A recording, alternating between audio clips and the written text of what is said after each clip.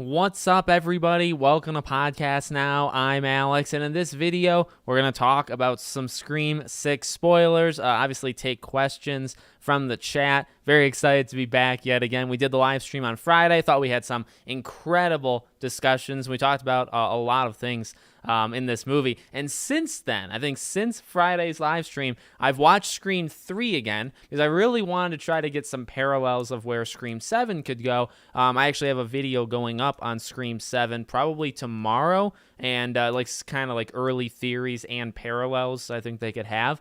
And then I saw Scream 6 again in theaters on Saturday. I saw it in like a better screen, better audio, and I try to just take it all in again. So I don't know if I noticed like anything drastically different the second time than the first. I think it further made me love the movie. I think I focused more on the sound, more on just anything you could hear in it, and I loved it. I absolutely loved not just the music. I think the music was awesome, but also just the noises. Obviously, the train sequence, there's a lot of incredible sounds, but there's some really cool things they do with noises throughout the entire film that I do think enhanced it. People were saying, the soundtrack not as good.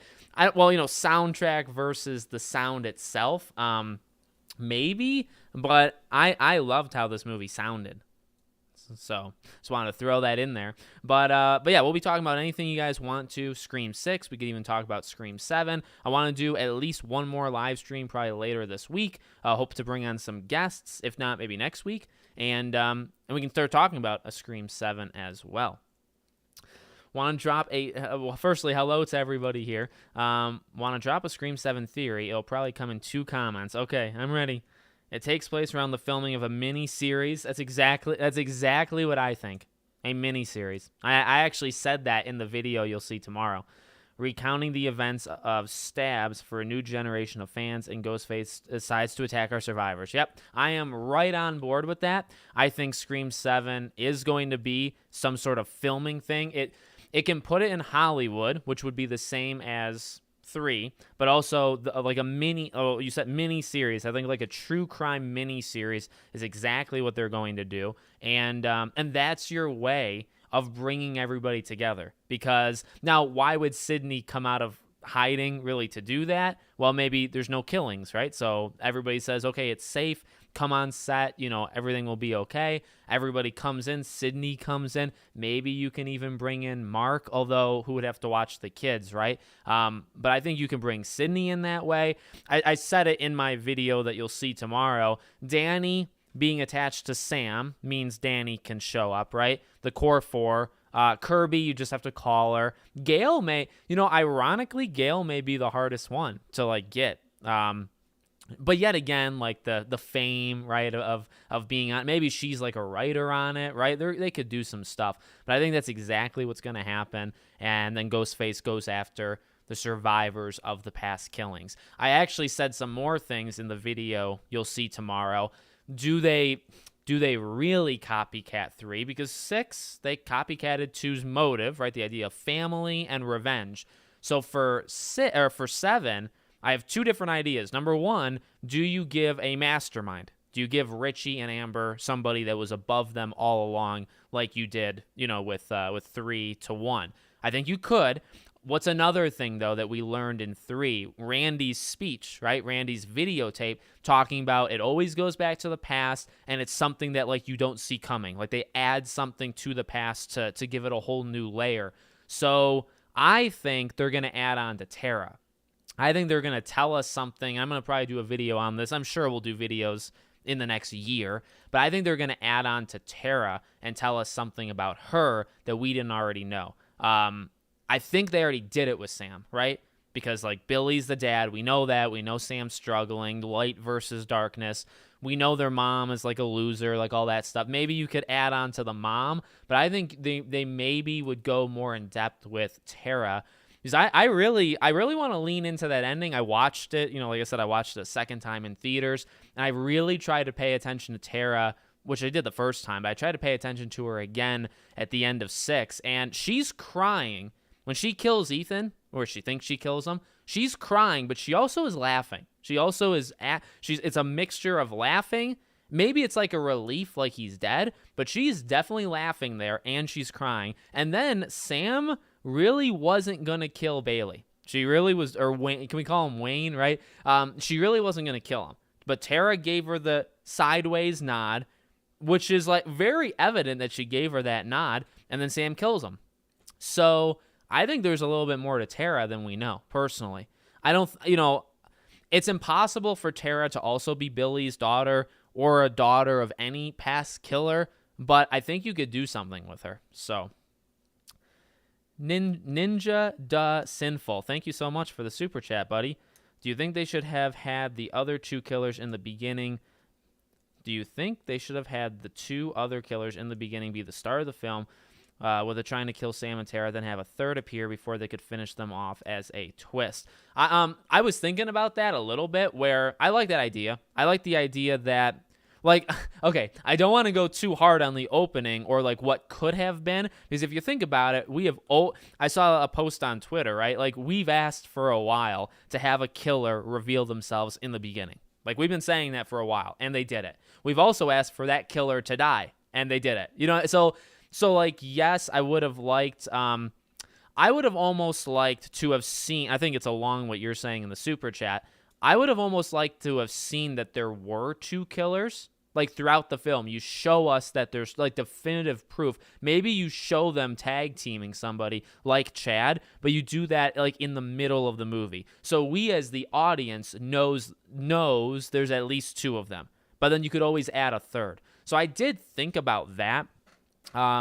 Like, maybe with Mindy, I think it maybe would have, like, if you wanted to just give Ethan up, you could have had Ethan kill Mindy along with a second Ghostface. And it would have been close to the end, right? Because the next scene is the theater stuff.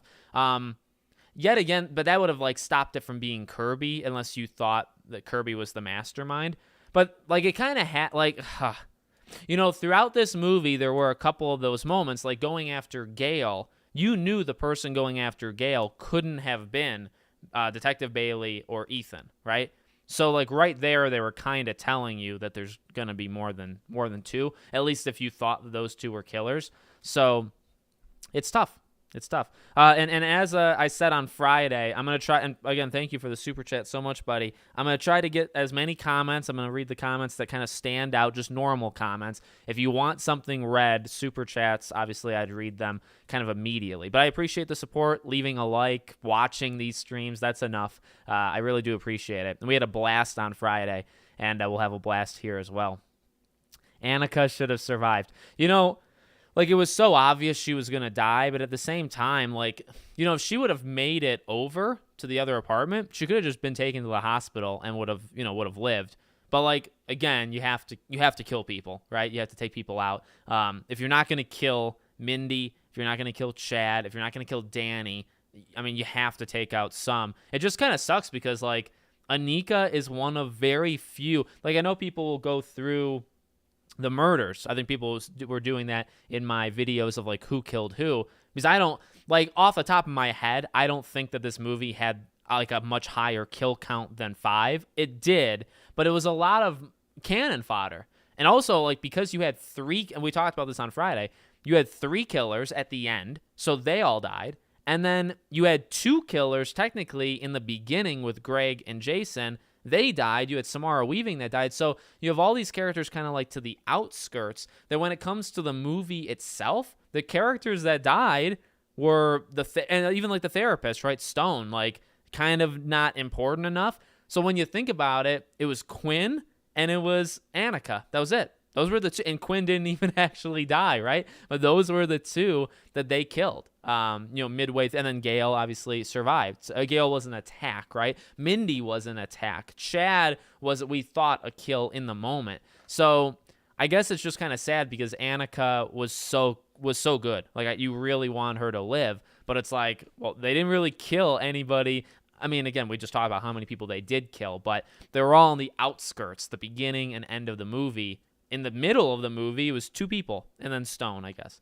By the way, I was totally right with who killed who, okay? There was an interview that actually came out with the group of them this morning, I think Variety maybe, and they said in the interview, the only one that they don't know for sure, because they internally, like the directors and writers, they pick who they are going with, that they think that person is.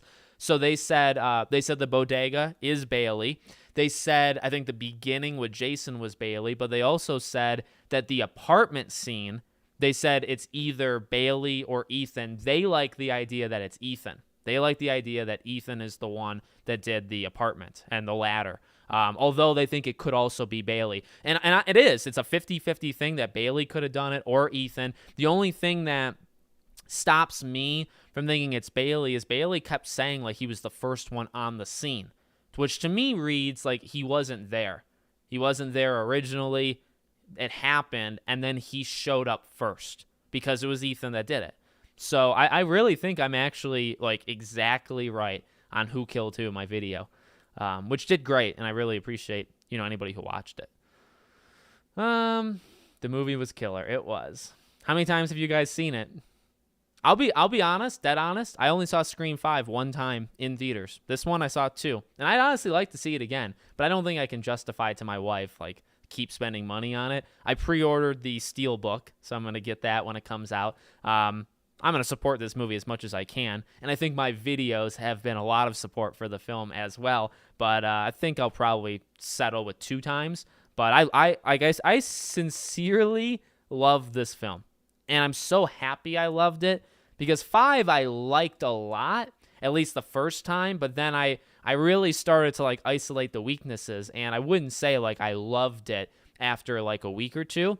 This one, like it's all I can think about, which is maybe unhealthy. But it's like all I can think about. I can definitely locate negatives in this film. But I just love it so much. I can tell you just from it's me. Only myself knows myself. I truly love this film so much more than I love 5, and I can like feel it because I also want to keep seeing it, which 5 I don't really think I had that as much. They decided to help the creators in order to finally cope with events. What do you think? Oh yeah, and a lot of them die. I mean, like at least Chad, Tara, Kirby, and possibly Gale. Yeah, I think Tara, could die to set something off with Sam. How I've kind of rationalized the next one is you have 8 survivors if you bring Sydney in. Sydney's safe. I think Gale would be safe. Kirby, I don't think would be safe. I think you could kill Kirby. Danny, I think could die. But if you kill Danny and you kill one of Sam and Tara, then neither of Sam and Tara kind of have like a happy ending. And I think you'd want to try to do like the ending of 3 where, well, the ending of 3, they both couples make it. So like Sydney and Mark and then Gale and Dewey. And so, you know what I mean? So actually in that case, both of the love interest groups make it. So does that mean Sam, Danny, Tara, and Chad all make it? Because in which case, then I think Mindy would have to go. Kirby would have to go, and that's kind of it because you already would have the 4. You kill those 2, and then you can't kill Sydney, and then Gale I really don't think you should kill. So you'd have 6 survivors instead of 8. So you'd only kill 2. Like my question would be, would people accept that? So right now we have 8 survivors. If you leave 7 and there's 6 survivors, is that On the flip side, though, I do think you could kill. At most, I think you could kill like 3 or 4. I think that's about as good as you can get. You can kill Danny, you can kill Mindy or Chad, you could kill Tara, and you could kill Kirby. So you could probably get up to 4 of the 8. But I just don't see. You can't kill Sydney. You're not going to kill Gale, or maybe you would. I'm not sure. I'll say this: I don't think you can kill Gale and Kirby in the same film. So I think one of them would live. Same reason I would say you can't kill Mindy and Chad. You can only kill one of them. Does that make sense? So that's what I would say. And those are going to be discussions I think we have. And I said this a few days ago, I think on Friday.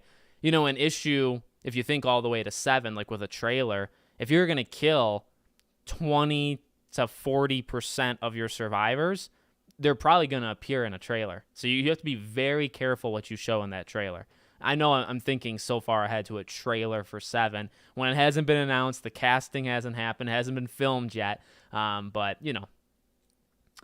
One thing I noticed during the Gale attack is a clear, deep male grunt from Ghostface after being hit. I heard that too. I think their excuse is anytime you hear like a male grunt, it's supposed to be Roger's voice. It's supposed to be like the modulator thing because it's Quinn. Like it's for sure Quinn. And they, in that interview I was talking about earlier today, they really leaned into that was Quinn, and they're actually like almost proud of her for killing Gale's boyfriend. And they did that on purpose because they leaned into us complaining that Amber killed Dewey. Which I'm not a huge, I mean, I think they care about the fans a lot. That's kind of like a big FU, I think, to the fans, that mentality. So it's a little odd that they're going with that, but that's what they said in it. So that for sure, it is Quinn that attacked Gale, like 100%. What do you think about the Mackenzie family not being mentioned in the film when the poster said they were found murdered? I feel like my gut reaction to that is that they made that up. Like, that had nothing to do with it. Because like the promotion leading into the film made it seem like these Ghostface killers like were already doing it. And I think they got close, right? Because the way Jason was talking to not Greg, but he thought Greg, was like they were getting into practice to kill Sam and Tara. But what it sounded like is Greg didn't need practice. He was fine. Jason is the one who kind of felt unsure about killing somebody, and so he went out and tried it, right? So from the research you can do and what you can pick up in this film, it doesn't sound like anybody died before the film started, right? Like before that day, the day before Halloween or whatever, that time period, nobody had died before then. So I think they made up the Mackenzie thing. I think that was complete. I think that was a false marketing to get us talking, which they better hope they don't get sued for that because of that lawsuit. Hey, Alex, what do you think about where do you think this franchise goes past 7? I hope we follow Tara because I sort of think Sam will die in 7, but at least one Carpenter's sister for the future. I think that's possible. It's actually a little weird now because I think leading into this movie, if you asked me, right, like a month ago, I would have told you that I'd be okay with Sam dying in this one or in 7 because you could just follow Tara. I don't even know if it's like the sad truth because it's actually a good thing. The truth of it is now I like Sam more. I guess I'd have to like rank, like, okay, if you just take Scream 6, I think Sam is better than Tara, like by a lot. If you just take Scream 5, I think Tara is miles better than Sam. So, like, do I have to average them out, right? If I take Tara from 5 and 6, and I take Sam from 5 and 6, who's the better character? I actually almost think they're a tie. So, if you ask me to kill one of them now, it's actually pretty... Again, I'd have to probably go to, like, their age, which makes, like, a couple people online mad that I bring in. Like, I'm ageist, if that's a phrase or whatever. I mean, Melissa is 32. Jenna is 20.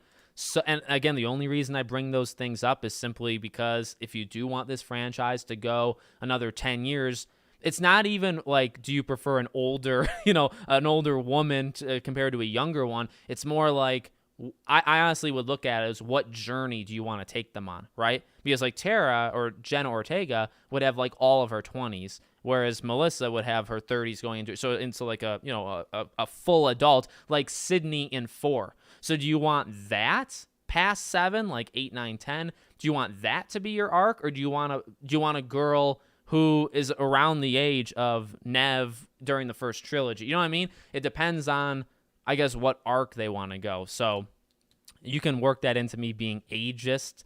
I don't know why people get so mad at me when I brought that up, but I think a great Scream 7 could be placed in winter and get Ghostface in the snow. We get an opening kill which sets Sam off, and she just goes Ghostface. We follow her and get a cult reveal at the end. I like it. I don't know about the cult.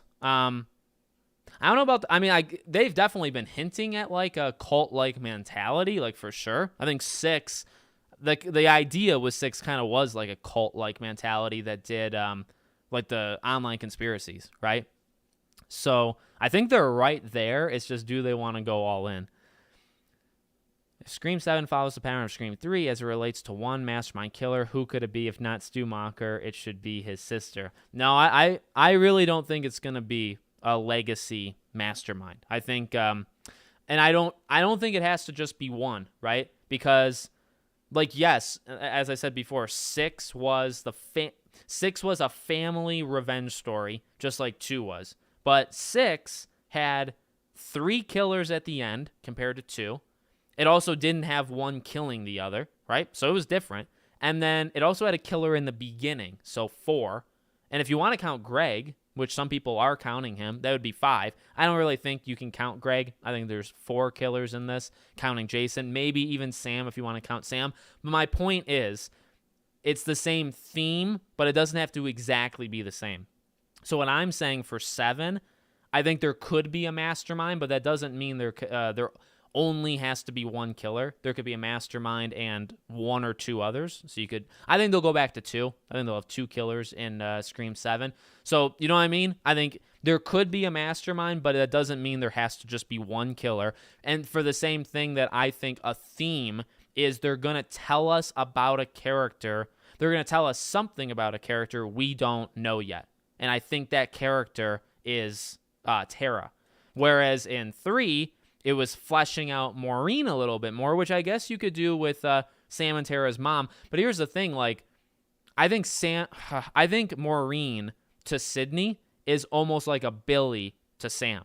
So I think Billy is that parent, not the mom. Does that make sense? So I think the mom can be brought in, right? But I don't think she has to. I don't think she actually has to at all. I think you'll learn a little bit more about Tara and her upbringing more than Sam, because like I said, Sam is Sam's set. Like, Sam's arc is kind of set of, here's what we know about her, here's her lineage, she's struggling with it, that's it. There's not really any extra information we need to, right? At least in my opinion, I don't think we need, and I'm saying that as somebody who genuinely loved Melissa's acting and Sam as a character in 6. I don't really think there's anything more we need to learn about her from her past. I think we kind of got it. I think it's pretty simple on purpose. So I think Tara is the one that we would get more info of. But that's just me. There's a whole plot I heard about 7, which includes the miniseries and Tara's dad, who will be one of the killers. Okay, see, that's possible. Like, I think Tara's dad is maybe something. Other than Sam, who was your favorite character? Ooh. Okay, that's a tough one. So Sam would be number 1. I'd say the second one would either be Chad or Kirby. I think Chad, Kirby, and Tara would, like, those 3 would kind of be next up. And then Annika. And then, like, the rest. I really like Quinn when she was, like, their roommate. I thought Liana did a really good job. So I would say, like, one of Sam, one of Tara, Kirby, or Chad. I think I want to give it to Chad just because he was really good. And he was in it a lot. And also, a lot of the times he was in it with Tara. So, like, anything you want to give to Jenna / Tara, I think you also have to, like, it's almost even. You know what I mean? Kirby, I think, just did a really, like, it was great to see Hayden again. I think she did a really, really good job. And I also liked, like, whether or not you want to believe some of the stuff that she did, like, maybe they would have given to Nev instead, right? But, like, I mean, you can say that, but at the end of the day, Kirby was in the movie and Sydney wasn't. So if I'm just judging Kirby, I mean, I loved what they did with her. I never bought her being a killer, but her standoff with Bailey, like with the guns, I love that. I think she sold it so well. I think her being a little sketchy was kind of sold. And the TV thing, I saw that in a scary movie once. Like, would Nev have said that instead? Maybe, but she didn't. You can have that discussion, but she didn't do it, and Kirby did. And I love that. I mean, that was awesome, and that was clever, like all those things. So I think Kirby deserves to be in that conversation too. But Sam, and then there's a drop, and then there's other people, like a tier list, and then there's another drop, and and then at the bottom's like Ethan. So yeah. Good question, Andrew. Scream 6 is very similar to Scream 2 when it comes to motive and all that, but I think it's set up better than Scream 2 was. So that's a big problem. I don't have a problem with the same motive. Yeah, I don't as I've said, I really don't have a problem with the actual motive itself. I think I think it's more the acting, maybe like the scariness. Again, like inadvertently, they made Sam so cool that like I'm afraid for the killers. Does that make sense? Like, I guess I felt that for Sydney too, like in each movie as the movie goes. But I would say it's actually different in 4, right? It's 4, she's always on the run, and Jill gets her, and she's kind of starts off weak, and you know that, it's not going to be that easy.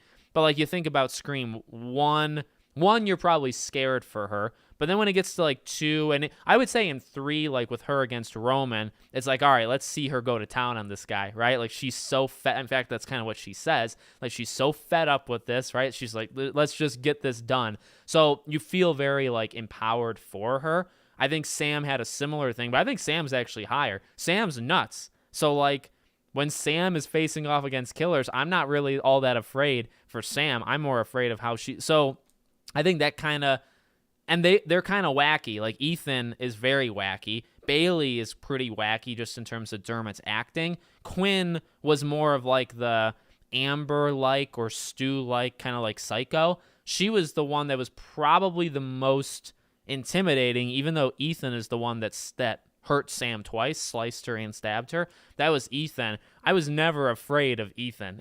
You know what I mean? Sam could destroy Ethan like that. So you know what I mean? That was kind of my thing, and maybe that's a good problem to have, to be honest, because at least that shows that I like Sam. I'm so lost on why Ethan even saved Mindy. Yep. So Rai, I'll say it now. I said this on Friday, and I don't know how to make a video on this because I feel like it'd be spoilers, right? And it would probably be too soon, and how would people feel? So, but I want to say it again for those that maybe didn't catch it on Friday. I'm pretty upset, and watching it a second time, I was even more upset. As I've said, to try to put it as simple as I can, I really don't like that sequence. I love it, how it's shot, and it's very spooky, and it's very horror in a different way than Scream is, but the reason that happened was for us, the audience, to say, oh, Ethan's not the killer, which makes no sense because the next scene is the shrine and it's the final act. In the movie, the fictional world, but it's a real world to them, there's no reason why Mindy should have lived. You kill Mindy right there because you don't have to worry about her. Your plan even had that you had to go back and make sure she died. But like you could have just killed her on the train. So you didn't kill her to make Ethan seem innocent for us because nobody else was there.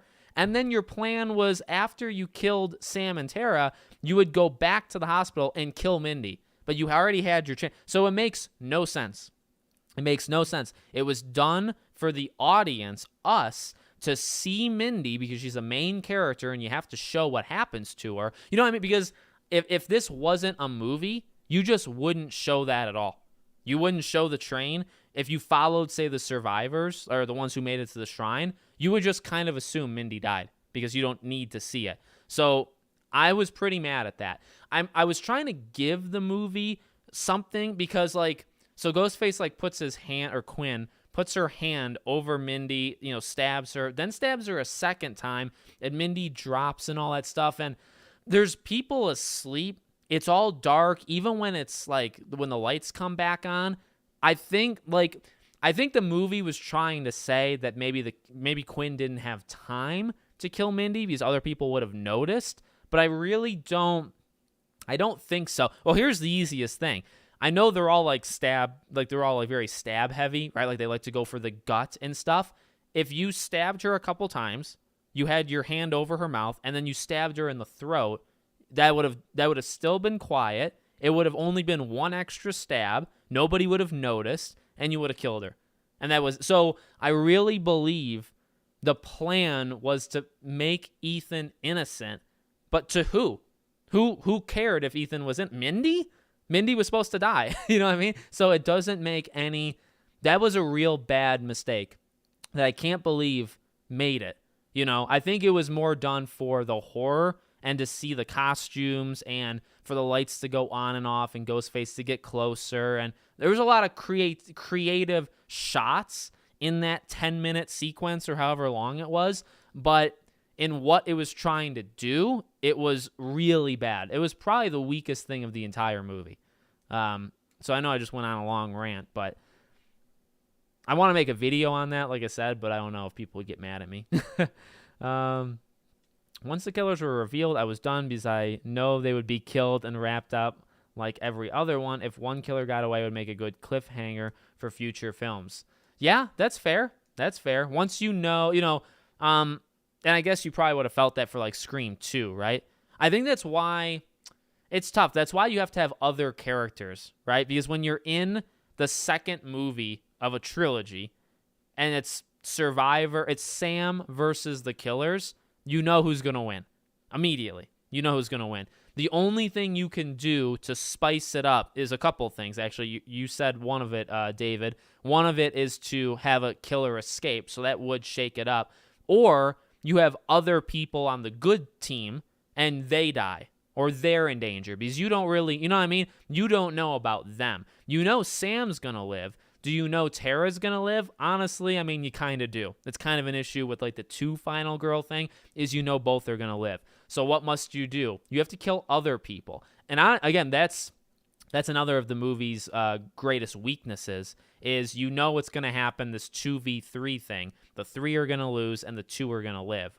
So what you have to do to spice it up is you have to introduce more good guys that die.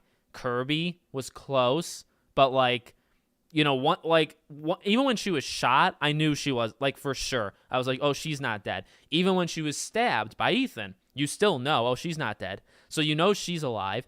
They already didn't kill Gale, which is a good thing, but they didn't kill Gale. Mindy survived. So if Mindy died, at least that would have given it a little bit more. And then Chad, you thought, died. I think Chad would have probably been enough, but then, of course, you let him live. So I think that was a big issue. You can sum it up by just saying, I think they were afraid to kill survivors, Maybe the Dewey thing scared them, honestly. Maybe people, which, I mean, rightfully so, people were upset about the Dewey thing. Maybe they were too afraid to do it. Now, as I've said, I just didn't want them to kill the legacy. Don't kill Dewey and then now kill Gale. But I never said you couldn't kill. I mean, I know they're not basing this off of me, but I never was so anti-killing Chad or Mindy. I think you should have killed one of them, right? So that was it to me, is maybe they were afraid that people would flip out if they killed a survivor. I think people would have flipped out if they killed a legacy survivor, not the ones from 5. You can't kill Sam, so then it's Tara, Mindy, Chad. I think you could have killed one of them. And they got super close with Chad, again. They need to kill people in 7, like Chad, Tara, Kirby, even Gale. The finale needs stakes. I've seen 6 3 times now, and that does take you aback, the lack of stakes. Yeah, totally. I very much agree with that. Ethan was funny geek, way better nerd than Charlie. Yeah, I mean, I've always I've never hated Charlie as much as other people, but I think Ethan and Charlie are both definitely on the very, very low end of killers, like, for sure. And as I've said before, I give them like bonuses if they do something as Ghostface. I like to attribute that to the character, even though, I mean, it is, but it's not, right? So like Olivia's death and that phone call, right? Like when he's in the closet, was super good. That's supposed to be Charlie. So I like to give Charlie a little, right? Whereas Ethan, so if like Ethan was the apartment attack, like that was super cool. So like I kind of add that to Ethan's character, even though, you know what I mean? Quinn had the phone call with Gale. I think that's a really good phone call. You know what I mean? I think Sam is maybe one of the best Ghostface callers of all time, because her to Detective Bailey at the end was freaking insane. I love, I don't know if they did it because of the Demi Lovato song, but when he says, like, who are they going to believe? I'm a cop. And she says, probably the one who's still alive. And it's the music behind her talking is so good. It's so, like, eerie. Roger L. Jackson does freaking phenomenal saying it. And then the idea of, like, probably the one who's still alive. And it matches Demi Lovato's song. I love that they did that a lot. So I'd like to give Sam an honorable mention that she's a great Ghostface caller.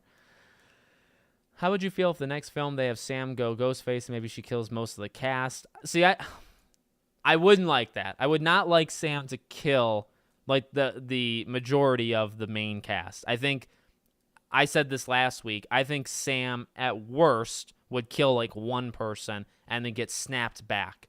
But as I've said before, if Sam goes dark and she kills somebody, an innocent person, there's really no coming back from that. You know, like this cannot be a movie franchise, in my opinion. This cannot be a movie franchise where you just kind of like forget that happens. There's games that do it, right? Like you're fighting bad guys, and I go to like Uncharted. Like Nathan Drake is like one of my favorite game characters of all time. He kills thousands of people. They're all bad people, but like he murders thousands of people. He doesn't go to jail. Nothing ever happens to him. And there's a suspension of disbelief there. But like in these movies, you know, like the good girls, like the good people, they are final girls and they kill people. So, you know, hopefully you guys know the way I'm trying to say it. Like they kill, but they kill like the right people. You know what I mean? Nobody's saying Sydney is like an awful human being because she defends herself and then she kills kind of who needs to be killed. If Sam kills Danny or Tara or, you know, something like that, you can't really, like, yeah, she's possessed by Billy, like in a way, you know what I mean? Like it's a or it's like a trance, but like you don't really come back from that. You can't. She kind of needs to die or go to jail. And like, is that what we want from her character? You know what I mean? So it's tough because I think it's possible she could kill somebody. I think that's an avenue the writers should explore and see if it makes sense. But if you do that, you can't have them just sweep it under the rug and say, oh, well, that wasn't really you. That was the Billy side of you. And as long as you kill that Billy side of you by the end of the movie, you as a person are fine. I don't love that. I don't like that at all, actually, because it's still her. She did it. So, you know what I mean? There needs to be consequences. So it's it's a really tough thing because I kind of want her to kill somebody good, but good as in like morally fine. But you really can't come back from that, so you got to be careful. Nobody died after the ladder scene until the killers died in the theater. That stings on rewatch. Yeah, that's what I was talking about with Annika, where it's like I wanted her to live, but it's like you got to kill people, so it has to be her, and then there's nobody else that you did it to. So yeah.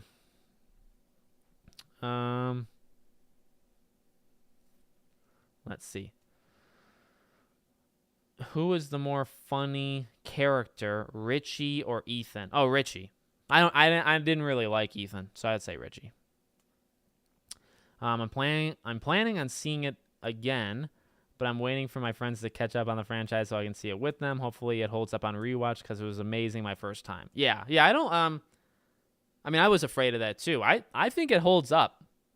Like, as I said last week, people that are saying some of the weaknesses of it, and again, it's okay to say weaknesses of this film. I'm not here to say you have to love it or you have to hate it. Somebody had said, like, it's how Radio Silence directs. They do, like, good scenes. Like, there's really good parts, and then it's just organized really badly. I would say, even if that is true, I think I still kind of have focused on the good the 2 times I watched it. So, like, even the second time watching it, I think, like, the beginning is just so creative. I think Sam is just a really good character. I think the family dynamic is really good. I think the characters kind of individually are good. I think the ladder sequence with Annika is phenomenal. I think the Gale scene, even though she doesn't die, which is a good thing in my opinion, I think the whole Gale thing is awesome. I think them, creating 2 again, but doing it differently with the, bait being outside in the open, right? Sam going nuts at the, besides, the copying of 2 and then Ethan's kind of spotty acting, I love the ending, so all these parts are so good. And then, yes, there are definitely, like the Mindy thing, her not dying is an issue to me. Them being afraid to kill people is an issue to me. It being a copycat in a lot of ways is an issue to me. But you just kind of enjoy each individual moment. And then, I don't know, I just did. And it's so odd because I feel like I would have maybe focused on the negatives more maybe a year ago. I don't think I've necessarily changed. I just think the good in this movie is so good that it's hard to just, you know what I mean? Like, I think 5 is not at its best as good as 6. Does that make sense? I think 5 has a lot of weaknesses and 6 has a lot of weaknesses, but I think the strengths of both movies, I think 6s are higher than 5s. So I kind of just give 6 more else. I'll take the negatives. I said that on Friday too, right? Like, at the end of the day, they did do a lot of things we wanted them to do, or we wanted them to try to do. And I think they did a lot of it pretty well. And going all in like that, I guess they're bound to make mistakes. And so, I'm not saying you have to do any of this. This is all just how I'm viewing it. You think whatever you want. That's a big part of my channel. I don't care, how you think, and I respect you guys. I'm going to give it to them because, like, I wanted something different. I wanted something where they really went for it, and I think they did. And they definitely messed up in some spots, but, like, I'm going to give them it because I think the best of this movie is so good. Like, I was shocked at how good Sam was. That ladder thing, I could watch that 5-10 minute scene over, and I probably wouldn't ever get bored of it, right? I've said it before. I mean, the tension of the ladder thing, and even before it, like Quinn dying there, I guess, and the family dynamic, right? When they see the news and Sam cries and they all come in and Chad says, like, no one in this room hates you. That whole thing, all the way to Annika dying, is one of the best sequences in any Scream. Like, find me a better sequence. I'm sure you can, but it's not that many. Like, this is one of the best sequences in all of the Scream films. So, I'm going to give them it because I value that a lot, and I'm going to say that that's better than they're not nitpicks, I wouldn't say. They're better than my weaknesses for this film. I went to 2K. I went 2 times, regular format, and once in 3D. Oh, man. I think the ship sailed when it comes to 3D, so. Hold on, let me do this.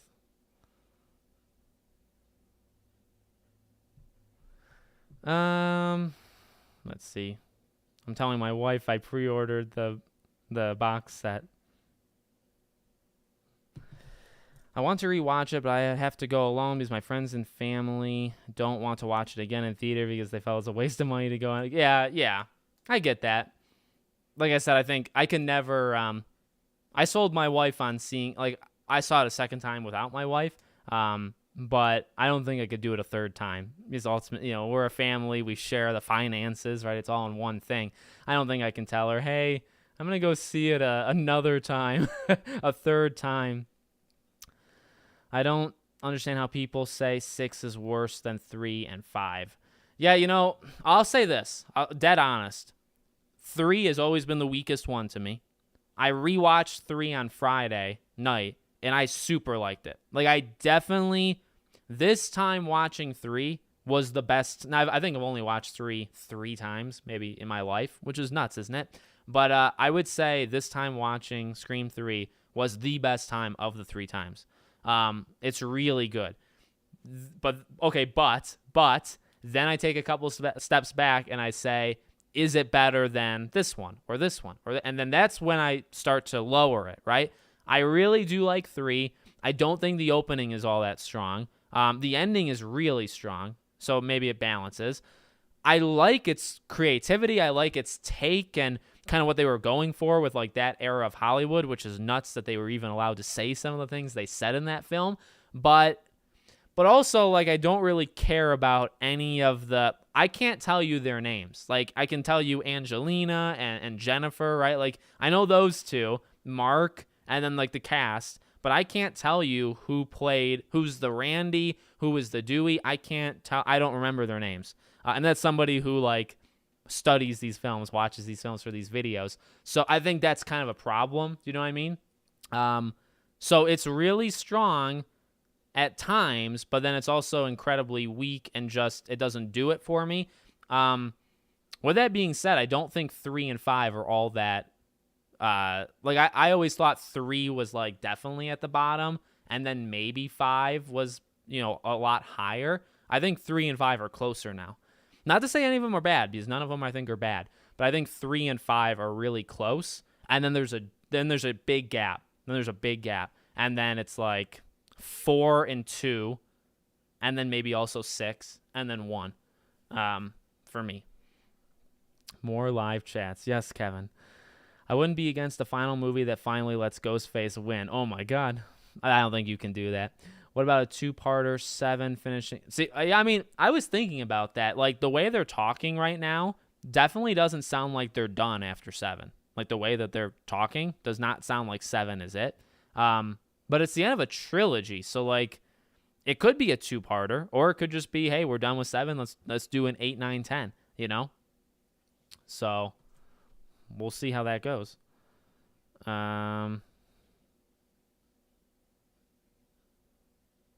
Let's see. What did everyone think about the Mackenzie thing in the poster? Yep. Gale, Mindy, or Chad should have died.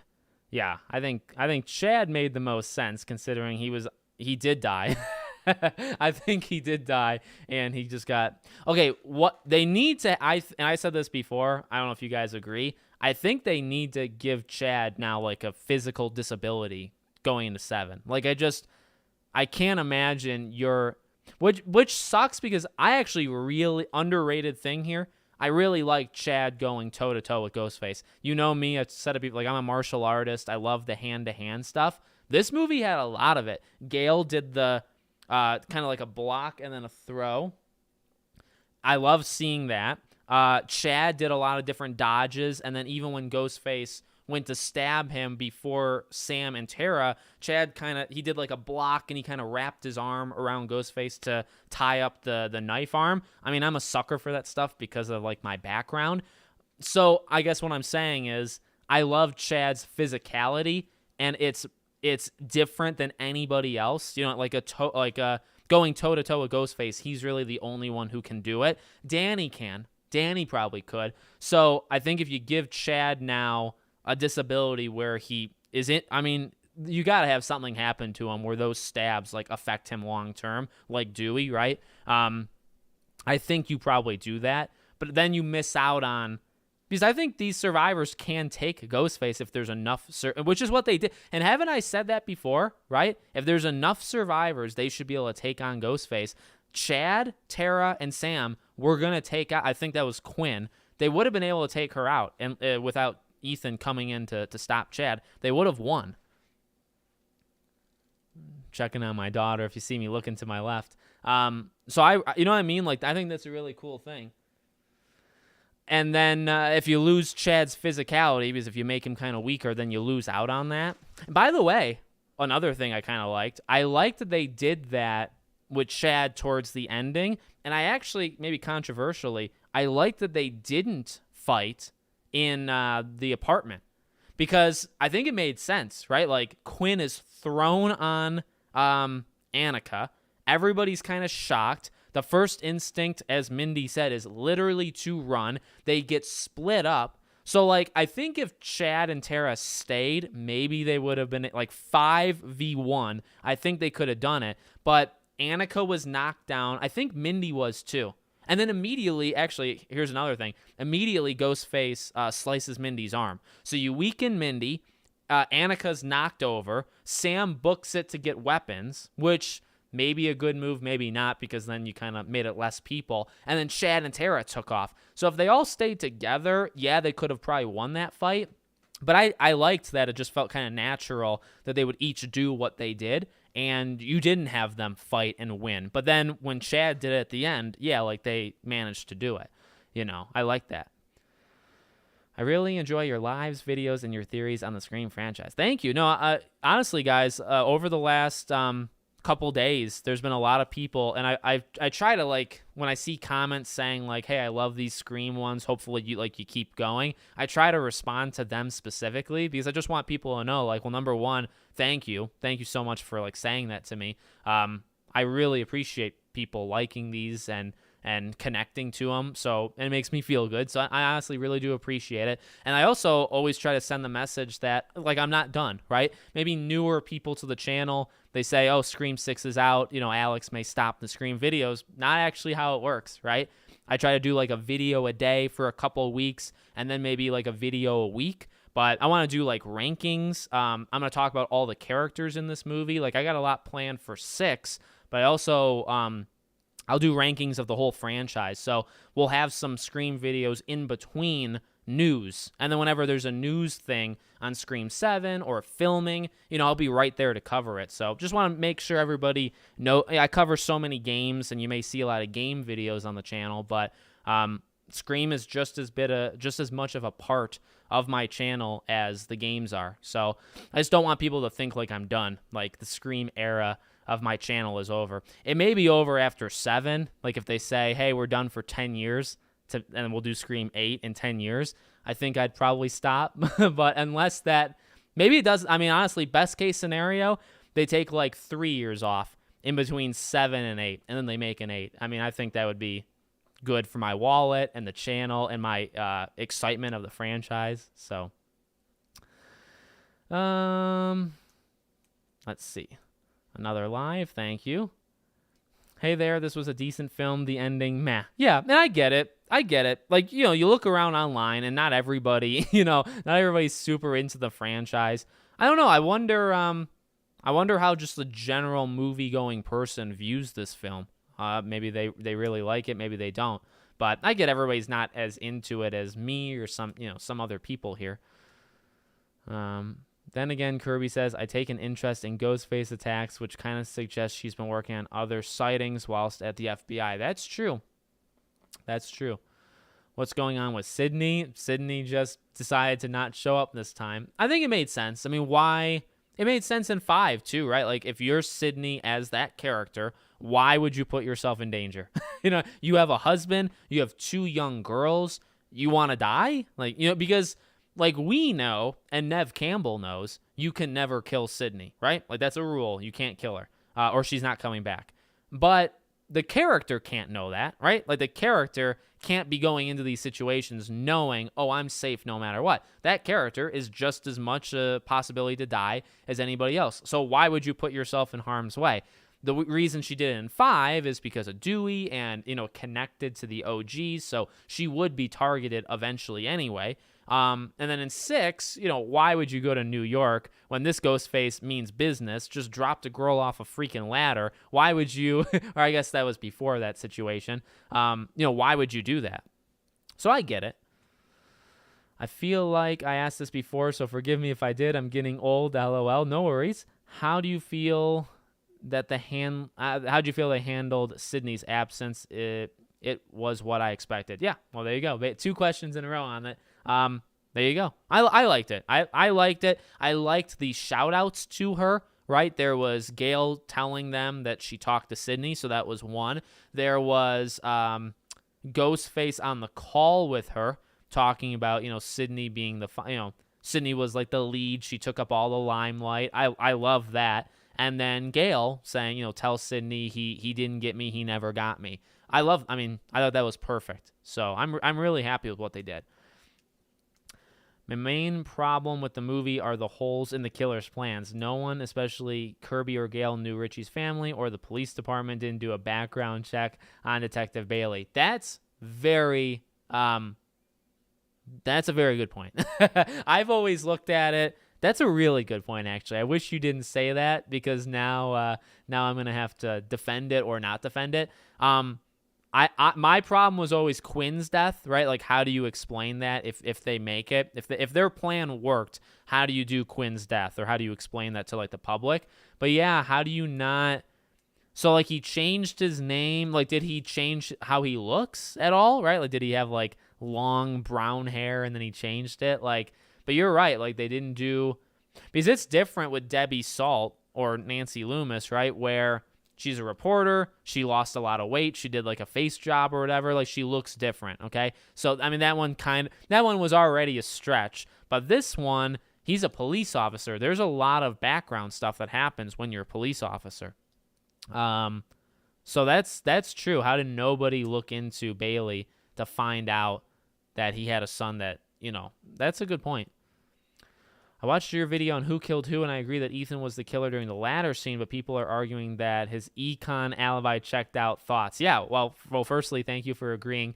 Like I said with that interview, even Matt, Tyler, Jamie, like all of them, they are kind of split on it either being Ethan or Bailey. I look at it two different ways. Number one, Bailey said he was the first one on the scene. That doesn't mean he was the killer. I think when he says I was the first one on the scene, and he said he swapped the bodies. So what I just assume is Ethan did it, and then Bailey, once Annika died, Bailey was the first one to go in to make sure everything was set up. That's how I saw it.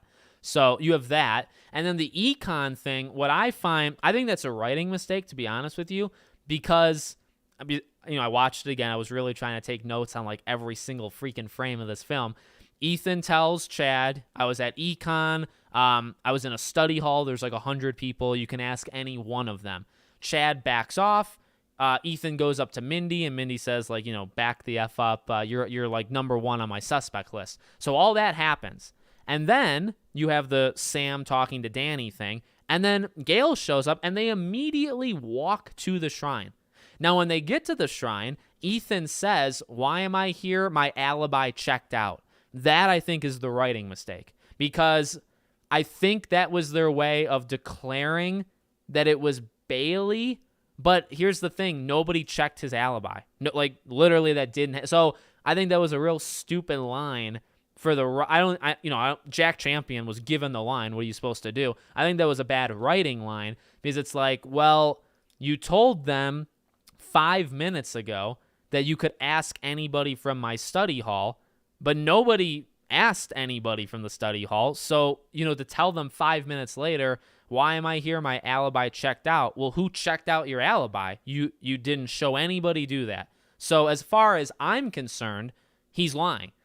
You know what I mean? Like, as far as I'm concerned, he made up and he wanted to sell Chad on the idea that he was with people. You can ask any of them, but he knows that Chad's not going to check it. He knows that just by saying it is enough to get them off his back.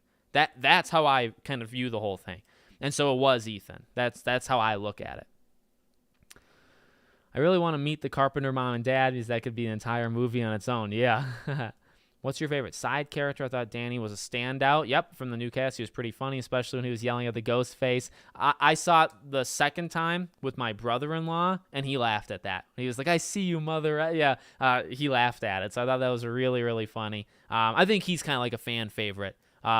His New York kind of accent and persona I thought was really good. So yeah, if you're saying like, side character, I'd say him or Annika, I think would make sense.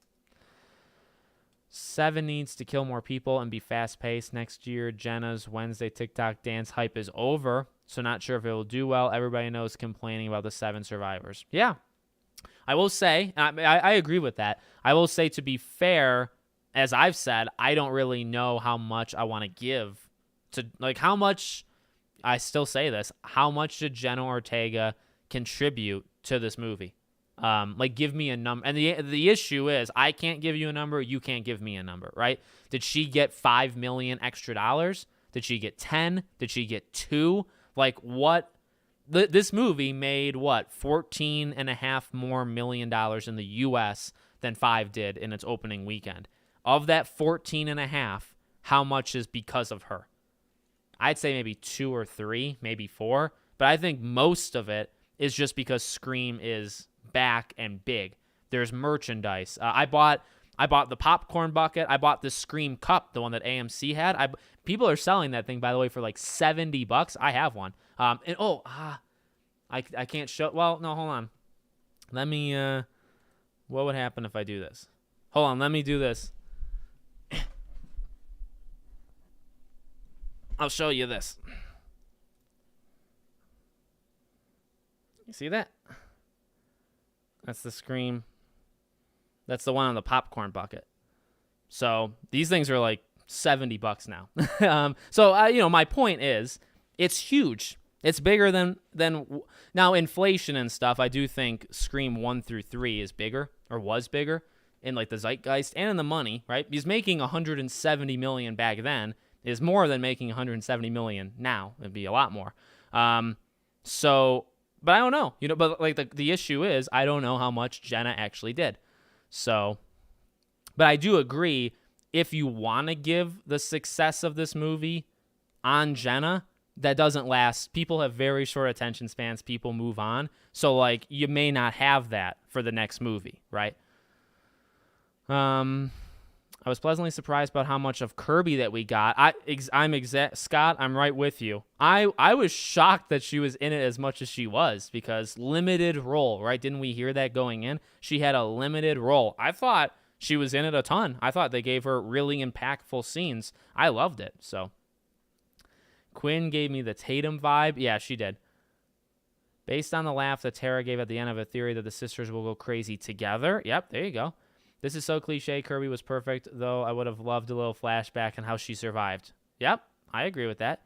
Do you think they can pull off a good Ghostface Sam? Her and Billy give me Dexter vibes, Team Loomis. Well, yeah, I know I'm like half an hour behind on the chat, by the way, and I'm really sorry about that. But that comment from Malgus 2020, that's kind of what I was talking about with you cross the line when she kills an innocent, right? So she goes nuts and kills Danny or Tara or something, then that's too far. If she only is killing those that need to be killed, that's different. So, for a reason, Samara was awesome. Her acting, her scream. Yeah, I think Samara was really good. Everyone hates Ethan and Spider, but loves Jack Champion. LOL. Yeah, I didn't see Avatar 2. I had heard from... somebody had told me that, like, they don't really think Jack Champion is a good actor at all, and that he wasn't good in Avatar 2. So I didn't really expect much, and I don't think he was good as Ethan either. I just don't think Jack Champion is a good actor. So if Kirby gets a boyfriend in 7, when Sam looked at Ghostface after he killed Annika, I've said Annika right most times, probably like a 90% success rate. When Sam looked at Ghostface after he killed Annika, you could feel the burden she felt. Melissa was amazing. Yes. You could tell that in the ladder, and you could tell it when she was crying when Danny went up to her and said, this isn't your fault, Sam. And she said, but it is. And she started to cry. It's like, oh, I love it. I love it. That's just like Sydney, where, like, these people are dying because of you. And I think they went a long way in this film to, like, show that off. That, like, you know, Sam believes this is her fault. In some ways it is. I mean, they're going after her. She's putting other people at risk. Now, they're doing it willingly, right? But people are being put at risk, and they're dying. And she's not. So it's still kind of on her. So that's a lot of weight somebody would go through, right? So I loved it. I think Melissa did great. Gale, Kirby, you're a child. Yeah, that was a good line. Speaking of Annika, Mindy forgot all about her really fast. Not much mourning at ambulance. She was already laughing and being quirky. Well, I will say, I watched it again. She didn't do anything in the ambulance to signal that she had, like, completely forgotten. In the ambulance, well, unless you mean at the end, like at the ending of the movie, definitely. I would argue she started to kind of revert back to being just a normal person at the shrine when they found the shrine. What I will say, and again, this is never to single out specific people, but this is just to bring up a good point. I've always said these Scream movies struggle so hard with having people feel like the weight of losing somebody. And I would argue they've done it pretty badly throughout the whole film franchise. Losing Tatum to really not do much. Losing Randy, honestly, how I view it, I'll always compare it to that. Because I think Nev did really good in that moment, but I was always disappointed with that. Like, Randy was a big character. He dies. Sydney cries. It's one scene, and then after that, it's completely good, right? Like, everybody forgets about him.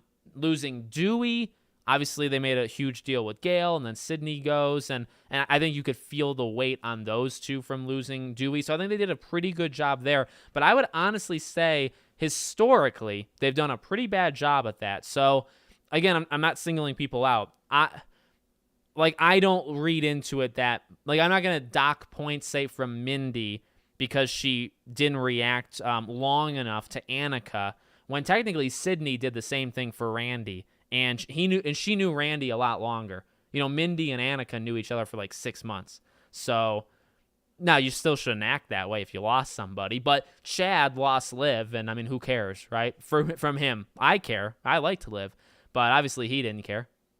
So you're 30. Happy birthday. Oh my God, I'm so behind. Oh, I missed the super chat. I'm so sorry. Radioactive cosmic rays. Thanks so much, buddy. How old is Sam exactly? She's 26 in this movie. She was. I don't know if they have the years right. I'll be actually very. They don't have the years right. They don't have the years right at all. Oh, I just thought. Okay, let's go through some math. All right. How old? Sam and Tara are 5 years apart. 5 years apart. So Scream 5, Tara is 18, Sam's 23 is what you're supposed to kind of be getting at. Even if you want to say, 19 and 24, well, then why is Tara in high school? Would actually be my question. Here's actually where they just messed up. Dang it. I thought they actually did it okay because I forgot exactly their ages, but they did mess up. Kirby being 30 means Sam is 26 because she said about the high school thing. So if Sam is 26, then she aged 3 years in 1 year because the difference in time between Scream 5 to Scream 6 was 1 year. Sam was either 23 or 24. I think she was 23 in Scream 5. Now she's 26, which means Tara. And by the way, if Kirby's 30, Sam's 26. Tara is 5 years younger than Sam. Tara's 21, but Tara's in her first year in college when she's supposed to be 18, 19. So, yeah, they messed up there.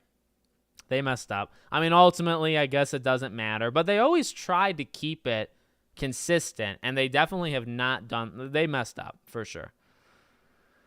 Melissa's acting was so much better and amazing. It was. I'm going to do, your wife said check her. I did check her message.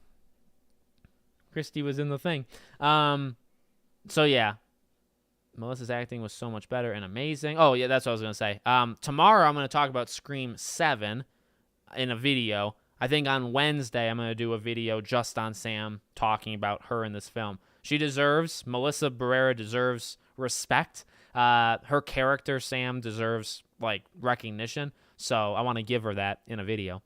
Not that it matters. Not that Melissa would be watching, but I wish the detective had a more sternness about him at the reveal. Would have made him more terrifying instead of leaning into crazy. Yeah, I think it's debatable, how you view him. I'd say I'm I just look at how he kind of acts, Dermot Mulroney, and I don't think he's got that in him to go, super serious and dark. I think he is a little wacky, especially, with some of his facial movements. So, I like his acting. I like kind of how he acted throughout the film. So I kind of just gave it to him. When he flipped the switch at the end of 6, I was like, all right, I don't think you can actually give me anything different than this. So I'll take this. You know what I mean? Also, how did Mindy find out who the killers were? She didn't. She predicted it. She said the killers are Quinn and Ethan and Bailey. She just that was just to show she knew it. It would be an amazing sequence, but Mindy should have died. Yes. I can't believe I'm all the way back at the Mindy thing. Keeping Mindy and Chad alive, weakness and emotional impact if they do die, and also lessens the impact one of them needed to die. Agree, Kevin. Mindy also would not have been able to get to the theater after the fact since she did have the badge to unlock the theater reader, so she really didn't need to be there because it's not mentioning. Yeah, I noticed that on the second watch when they say, obviously Bailey fed Kirby false info, right? But I don't think that matters because I do think Kirby's right when she says this is the only way in, and when they step into this box, it locks. I think that is true only to certain people. So Quinn made it in, Ethan made it in, Detective Bailey made it in. The box obviously didn't work for those three, but I do think the box would have worked for other people. But when she was saying that, yeah, I was thinking the same thing where it's oh, so Mindy and Ethan, you're just not going to let in, right? So that's what that means. Mindy and Ethan are not going to be allowed into the shrine because, they missed their mark. I noticed that the second time where it's that didn't really make sense. This movie was incredible. I'm not blind to the issues people have. I definitely noticed them. I just don't care as much as some. This movie was too much fun for the little things to ruin for me. Yeah, I agree. And to be fair, I guess what I would say, the little things, it depends on how much weight you put into them, right? For some people, the little things may be like really big things. We identify them as little. But like Austin, I agree with what you're saying for sure. Annika is beautiful and was a great friend / girlfriend. Sam runs away when Ghostface pops up. So wrong. Yeah. Yeah, I liked Annika so much. I really didn't want her to die, but obviously it was going to happen no matter what. Sam running away, again, like, it made sense for Sam to do that because she checked the knives earlier in the movie. Or she picked up a knife when the first newscast kind of comes on. So it made sense that she's going to default to getting weapons. Because also you have to think, if Sam goes and she grabs a knife, if there's a knife there, Ghostface is screwed. Sam destroys Ghostface in that situation. So I think it does make, and I think Sam probably knows that, right, as a character. So I think it makes sense for Sam to book it. The issue is she runs away, and then Ghostface is standing over Mindy, slicing her arm, and then Annika wants to play hero and gets absolutely destroyed. So, like, it didn't really work out for them. Chad really should have stayed. I think Chad and Tara booking it were the more crazier things than Sam running to get the weapon. I think Sam had more of a reason to do that. Tara maybe should have ran, but I don't think Chad needed to. Quinn's fake death, prosthetics, sure, but with all the cops and ambulance, coroners, police, nobody noticed she wasn't dead. Yeah. Yeah, see, that only teardrops, that's what I'm saying. Yeah, that doesn't really make sense. Offering 2 lesbian characters would be really bad. Mindy had to live. Some fans would be mad, let's say, if both died. I've always said it. I really hope the logistics of, like, what they identify as and, like, their ethnic backgrounds and stuff, like, I really hope that doesn't, it may play into it. I think Hollywood does factually care about that quite a bit, but it shouldn't play into it, right? So if they're keeping Chad around because of that, or Mindy around because of, or whoever, any character, because of something, it needs to make sense in the movie. That's all that should matter. And so I don't doubt it, but it shouldn't happen. I think this is Roger's best outing as Ghostface. I want to listen to it maybe one more time, like go through his phone calls, because I think he always does a really good job. I think he was really good in 5. But yeah, do you feel like an animal, Jason? Like a piece of meat when he says that? I love that. His thing to Gale is so good. Again, like, Sam's on the phone, but it's Roger talking to Bailey at the end. It's so good. It's so it could be his best. I actually wouldn't disagree. Sam should have thrown something at Ghostface and fought first. That's fair. The directors confirmed in a Variety article that Detective Bailey killed Jason Gregg, 3 Bodega, and Jack Champion was in the costume during the apartment kills. Yep, I saw that article. Yep. So I think it was Ethan, and I said that in my Who Kills Who video. I do not want this to happen, but what if in 7 was Sam on trial for killing an officer? Ooh, yeah. Sam is 26. We see her license in the movie where her birth year being 1997. Oh. Yep. How do you rank them now? I still think I do Scream 6 second. That's Tropical Biscuits. If Ethan and Quinn were roommates of the core 4... apart from Mindy. If Ethan and Quinn were roommates of the core 4 apart from Mindy, couldn't they have easily murdered them without even the help of their father? Why wait until the finale? Do they really need to? Or did they really need to kill Tara and Sam at the shrine? Was that because they wanted to finish Richie's movie in a cool setting as opposed to their apartment? Yes, actually, I will say it definitely makes sense what you're saying, Tropical Biscuits, versus what the movie, like, I'll give it to you. I'll give it to the movie because Bailey does say to Sam in the monologue that this shrine was kind of Richie's dream, and this is where you have to die. They have to die at that shrine. So the movie did give a reason that, 1, 2, 4, 3, 6, 5. Wow. Love the film, but seeing it in 3D was not it. It didn't add anything to the viewer experience, in my opinion. Gotcha.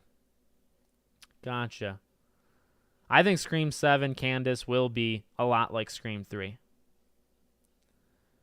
Oh, the great, yeah, who gives an F about the movies? That was a good line.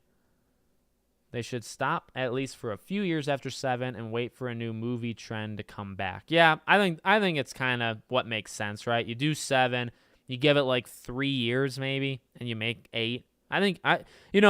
It's tough because Paramount, like none of these companies are making like, well, I guess Paramount made a lot of money. Top Gun was Paramount, wasn't it? Hollywood is in trouble right now, right? A lot of trouble for a lot of different reasons, but like financially, they're not doing so great. So when you do have a franchise that's working and like getting bigger, why would you stop? So, you know what I mean? Like that has to play into it. I think that's why they're coming out yearly. If they weren't doing so good, I think you probably wouldn't have them come out yearly. So like when 7 comes out, if it does really well, like what do? You know what I mean? Because if you keep making, God no, I mean they make if you double the budget, but you say maybe they made like 50 million off of Scream 5, maybe they make 50, 60, 70 million after Scream or from Scream 6. Like you're making that's just money coming in that you broke even and then you made an extra 50, 60, 70 million dollars. That's a lot of money. And if you can do that yearly, why wouldn't you? If you can do it every 2 years, why wouldn't you? So it, like, you know what I mean? And you know it. You know it's going to work. Whereas if you do like a new IP, you don't know. Maybe it works like Smile or The Black Phone, right? Like Smile worked for them spectacularly, but you don't know. Scream, you know. So it's tough because I can imagine them going fat, like not stopping, maybe giving it 2 years. But I think like if these didn't really work all that well, you'd give it like 5, 6, 7 years and you'd come back.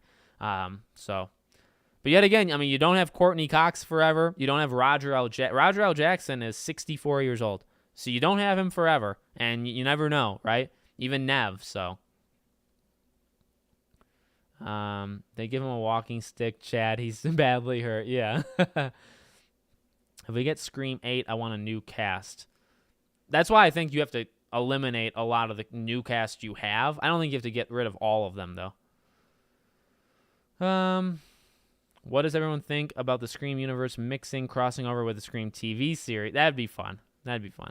Scream 8 will be in space. Imagine Gale in 8. Two-parter movie would be an awesome meta commentary on franchises that split movies to make more money. Oh, that is a genius. That is a very smart statement. You're right, because you think this next one is it, but what if it's like 7 part 1 and 7 part 2, right? Or like 7 and 8, because you get to you would stretch it, so you would get 2 more, and it would be a meta thing that it's like, well, this is what movies do now, right? We suck up as much money as we can. That's genius. Scream 6 wrecked me with Annika's death. I nearly cried in the cinema. Not gonna lie, I was like. I didn't like get teary or anything. I got close emotionally with Gale because I was like, I don't like. Did you actually just kill her? So I was getting emotional there. With Annika, it was like you just feel so bad. You feel so bad for her because she seems like a sweet girl, and then Mindy, Sam, all them.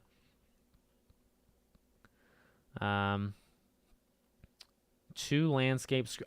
I never got the posters, but that's cool. You got them. Ghostface be another country. That'd be fun. Will you do a video breaking down what wasn't in the movie but was in the trailer? Yeah, I think I'm going to. Correct me if I'm wrong. Did I say this on Friday? Does Ghostface even say I'm something different in this entire... I don't think he does. I'm pretty sure I asked the same question on Friday, but I watched it again after that, and I don't think Ghostface ever said that. So, I saw Scream 6 in 3D, 4DX, and having the special effects made watching the film a lot more fun. Good. I know what you did last summer. Urban Legends and Final Destination are coming back, so slashers are going to be big, then fizzle out in a few years. And maybe they can play off that, right? Scream is just like, it's not the biggest horror franchise of all time, but it stood the test of time, and it's a film that can come back and revitalize the genre even when it's dead. You know what I mean? I think people will see a good Scream movie even when the slasher genre is burnt out. I think you can still do, because you can talk about that in the Scream movie. You know what I mean? That scene where Ghostface is crawling towards Gale, stabbing the floor like an animal attacking his prey is chilling. Love it. Yeah, I like that a lot. And they said Courtney Cox did all of that, so that was cool. Bailey was so obvious that if someone told me he was the killer, I wouldn't view it as a spoiler. Yeah. I also really liked how Kirby defended Sam the whole movie. Agreed. Scream 7, Ghostface versus Chad. Chad does martial arts on Ghostface. Gale also said Sydney deserves a happy ending. Yep. And she'll get it eventually. What did Gale mean by he never got me? Because Ghostface damn near killed her. Yeah, so, okay, when I saw... my wife and I actually had opposing things, which is kind of cool. So when I heard her say that, and my wife heard her say it, like when we first... the Thursday night, my wife told me later, she said, well, once she said that, I never thought she was dead. Because I was getting, like, again, not really teary, but I was getting pretty emotional. Where it's like, did I just witness Gale Weathers dying, right? Like, am I going to end up like Sam crying over there? Am I going to do that? So I thought it was possible she could have died. My wife said that once she said, tell Sydney, he never got me, that indicated that she was fine because you're telling her that, how I read the scene, I actually thought that was Gale lying. Like, when she wasn't breathing, that it looked like, right? I thought what they were going to do is something like, she lied, like she wants Sam to hold up her reputation, or just because she wants Sydney to kind of see her like this, she wants Sam to tell Sydney that Ghostface didn't get Gale, even though Gale died. So that's kind of how I read it, is maybe Gale was lying to her or wanted to lie to her. That's kind of what I thought. Gale's dialogue sucked in 5 and 6. From a seriousness standpoint, 1 through 3 feel way different than 4 through 6. Yeah, I think in some ways it's serious. I think in some ways, both ways. Like, 3 is very campy. Like, 3 is kind of ridiculous. And, like, Ghostface throwing the knife at Dewey is stupid. Is really stupid. So, again, it's tough because I think there's been some very silly, and like Stu is nuts, like at all times in Scream 1. So, in some ways, I think it's kind of grown up and gotten like grittier. And then some ways it's gotten more ridiculous, right? Like, or less believable. It's changed a lot. And some in for the good, some for the not good, for the worst. You know what I mean? Besides killing Annika because they needed to kill people in Scream 6, from the character's point of view, what was the point of killing Annika to hurt Mindy? Mindy didn't hurt Richie, but Sam was the main target. And how didn't Sam know Richie's family? Yeah, so I don't think it was to hurt Mindy. I think killing Annika was because Sam was the target, right? Ghostface tells her that. It's not Sam and Tara. He does say, you and Tara need to watch your back. I think he says that. But before that, he says, like, I'm coming after you. Like, I'm here to punish you. And anyone that was involved. He does say that. He was going to kill Sam, but he was also coming after anyone that was involved in, basically in what they had done in the past. So killing Richie. Anybody that had anything to do with killing Richie, they were going to come after. Now, Mindy didn't really have anything to do with it, but Annika was in the way of Sam, right? So that's how I view it, is and it's the same thing really for Sydney. Ghostface, whether you're trying to lure the person or whether you got them and then other people just get in the way, right? Like, you're there to kill Sam, and then Mindy gets in the way, Annika gets in the way, they got to go. That's how I view it. I love that Chad immediately confronted Ethan after the ladder scene. Yes.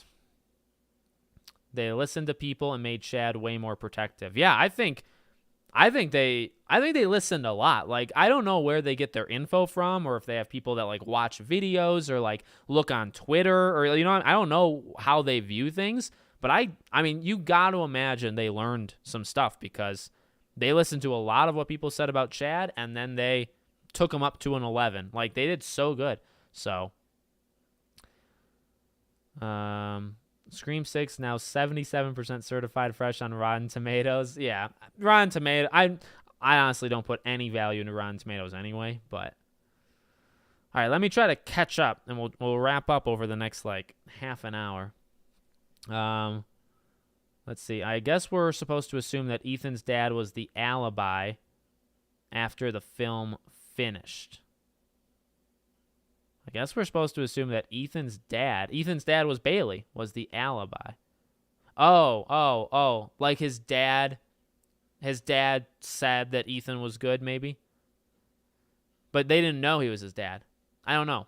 No one sounded like a New Yorker. Danny sounded like a New Yorker.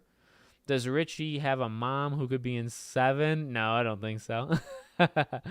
Well, I'm sure he has. The mom, there was a deleted scene, they said, where Bailey says that the wife, I think, like, divorced him or left him and didn't even want to look at him anymore, Bailey, because he reminded her of her son, which was Richie. So I think the mom is, like, kind of innocent, and it's fine. I'm still kind of mad that they showed Gale's attack, the bodega scene, and the ladder scene in the trailer. Those would have been great surprise scenes. You have to show something. You know what I mean? You got to show something. I think the ladder is what I would take out. Because the ladder just looked so incredible in the trailer and TV spots. I think it helped the movie. Like, I think without the ladder, the trailers aren't as, like, exciting. But, like, seeing the ladder for the first time in the movie would have been insane. The bodega, I think you could have kept it. I don't really mind. The Gale thing, maybe they showed a little too much of it, but I think they maybe showed too much of the Gale thing. But I wouldn't take the whole Gale thing out. You know what I mean? I would take the entire ladder stuff out, including the run when Mindy and, it's close up on Mindy and Annika. I would have taken that out. Why is no one talking about the poster where it says Mackenzie? Yeah, I'll have to make, like I said before, I'll make maybe a video of all the things that they said leading up that wasn't in the movie. I think that would kind of be fun. Maybe I'll do that next. So maybe tomorrow I'll do Scream 7. Then let me write it down so I don't forget it. I'll say trailer versus Scream 6. So maybe I'll do that like Wednesday. I'll if nobody else is doing it. I feel like I'm doing some very creative videos, some videos that other people are not doing. So I feel pretty good about myself right now. So not saying I'm better, I'm saying I'm different. So I will do that, what was shown versus what they said was going to be in the movie. And then I want to do a Sam video. And I'm probably going to do videos on each character as well. I did that last year. They did pretty good. So something I noticed about the Scream 6 AMC cups is they literally have 3 different figurines, which hints to the 3 main Ghostfaces. Really? Oh, I didn't notice. You know what was right? And I completely forgot about it. Remember the Christmas poster with the 3 Ghostfaces? There you go. They did it there. They teased it. And I said that. I made the video and we talked about that. So, yeah. Who the F is Jack Champion? Ethan. What if Kirby and Mindy have a relationship in the future? I don't know if you need that. Unless you just mean like they riff off each other. I think that'd be fine. I was held back in grade school. My birthday is late in the year, which puts me at 19. Yeah. Okay. So like Tara could have been 19 and been in senior year. I guess that's okay. But she needs to have been, you're still missing 1 more year. So she would need to have been in a senior at the age of 20, which, they can't do. And all it would have taken, like, they just don't say the Kirby thing, right? Or I guess the Sam on her driver's license, that was probably a mistake too, right? But if, like, Kirby doesn't say she's 30, then the whole thing doesn't have to fall apart, but it kind of does. So I don't know how Kirby's alive. They also mess up Scream 2's timeline, where in 6 they listed on the detective board taking place in 97, but in Scream 2, Gale acknowledged it's been 2 years since the original. Oh, well, there you go. There you go. The writing team did such a good job with making us care about Annika in such little time. I'm not upset she died, however, because she got one of the greatest death scenes in the franchise. Yes, I think, Austin, both of those points are perfectly right. You care about Annika when she's in maybe 4 scenes, right? So you immediately care. after 4 scenes, which is awesome. And I don't know. Yeah, I don't know what death is like better than this. Like the killer deaths are always so iconic. But I would say like maybe I don't think either of the two in 2 are that iconic. The killers. Roman's death is kind of iconic. Jill's death is kind of iconic. So and then you go to the survivors. Like obviously Tatum is always the most iconic one. Is it the best one though? I mean, it's kind of cheesy about like the garage door and stuff. I would put Annika like right up. Maybe we'll do that. I said in between 6 and 7, Scream. Maybe I'll do like ranking videos. Maybe we can rank the deaths. Where do the deaths kind of rank? I think Annika would be in the top 5, to be honest with you. I think it's a creative death. It's a likable character. It's someone you don't want to die. It's tense, right? Because it's not immediate. It extends. Even like her being stabbed in the stomach and then like ripped up, like even that was like, if that's how she died, that also would have been pretty gruesome, but pretty like different as well. So that would have been one as well. Even if she didn't fall off the ladder, she still would have gotten a pretty cool death anyway. So,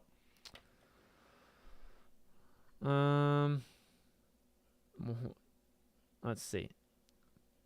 I really think the film overall hit the mark with developing each and every character perfectly. I felt something for each returning character and new character, especially Annika, Quinn, and Danny. Agreed. I think Ethan was the weakest. I never felt anything for Ethan other than you're the killer, so I'm not going to get too attached to you, Roger L. Jackson, you're on fire. Cue the stab in the back. Yeah, that was great. You need to do more lives. I have a lot more respect for you after this live. I do. I've done them.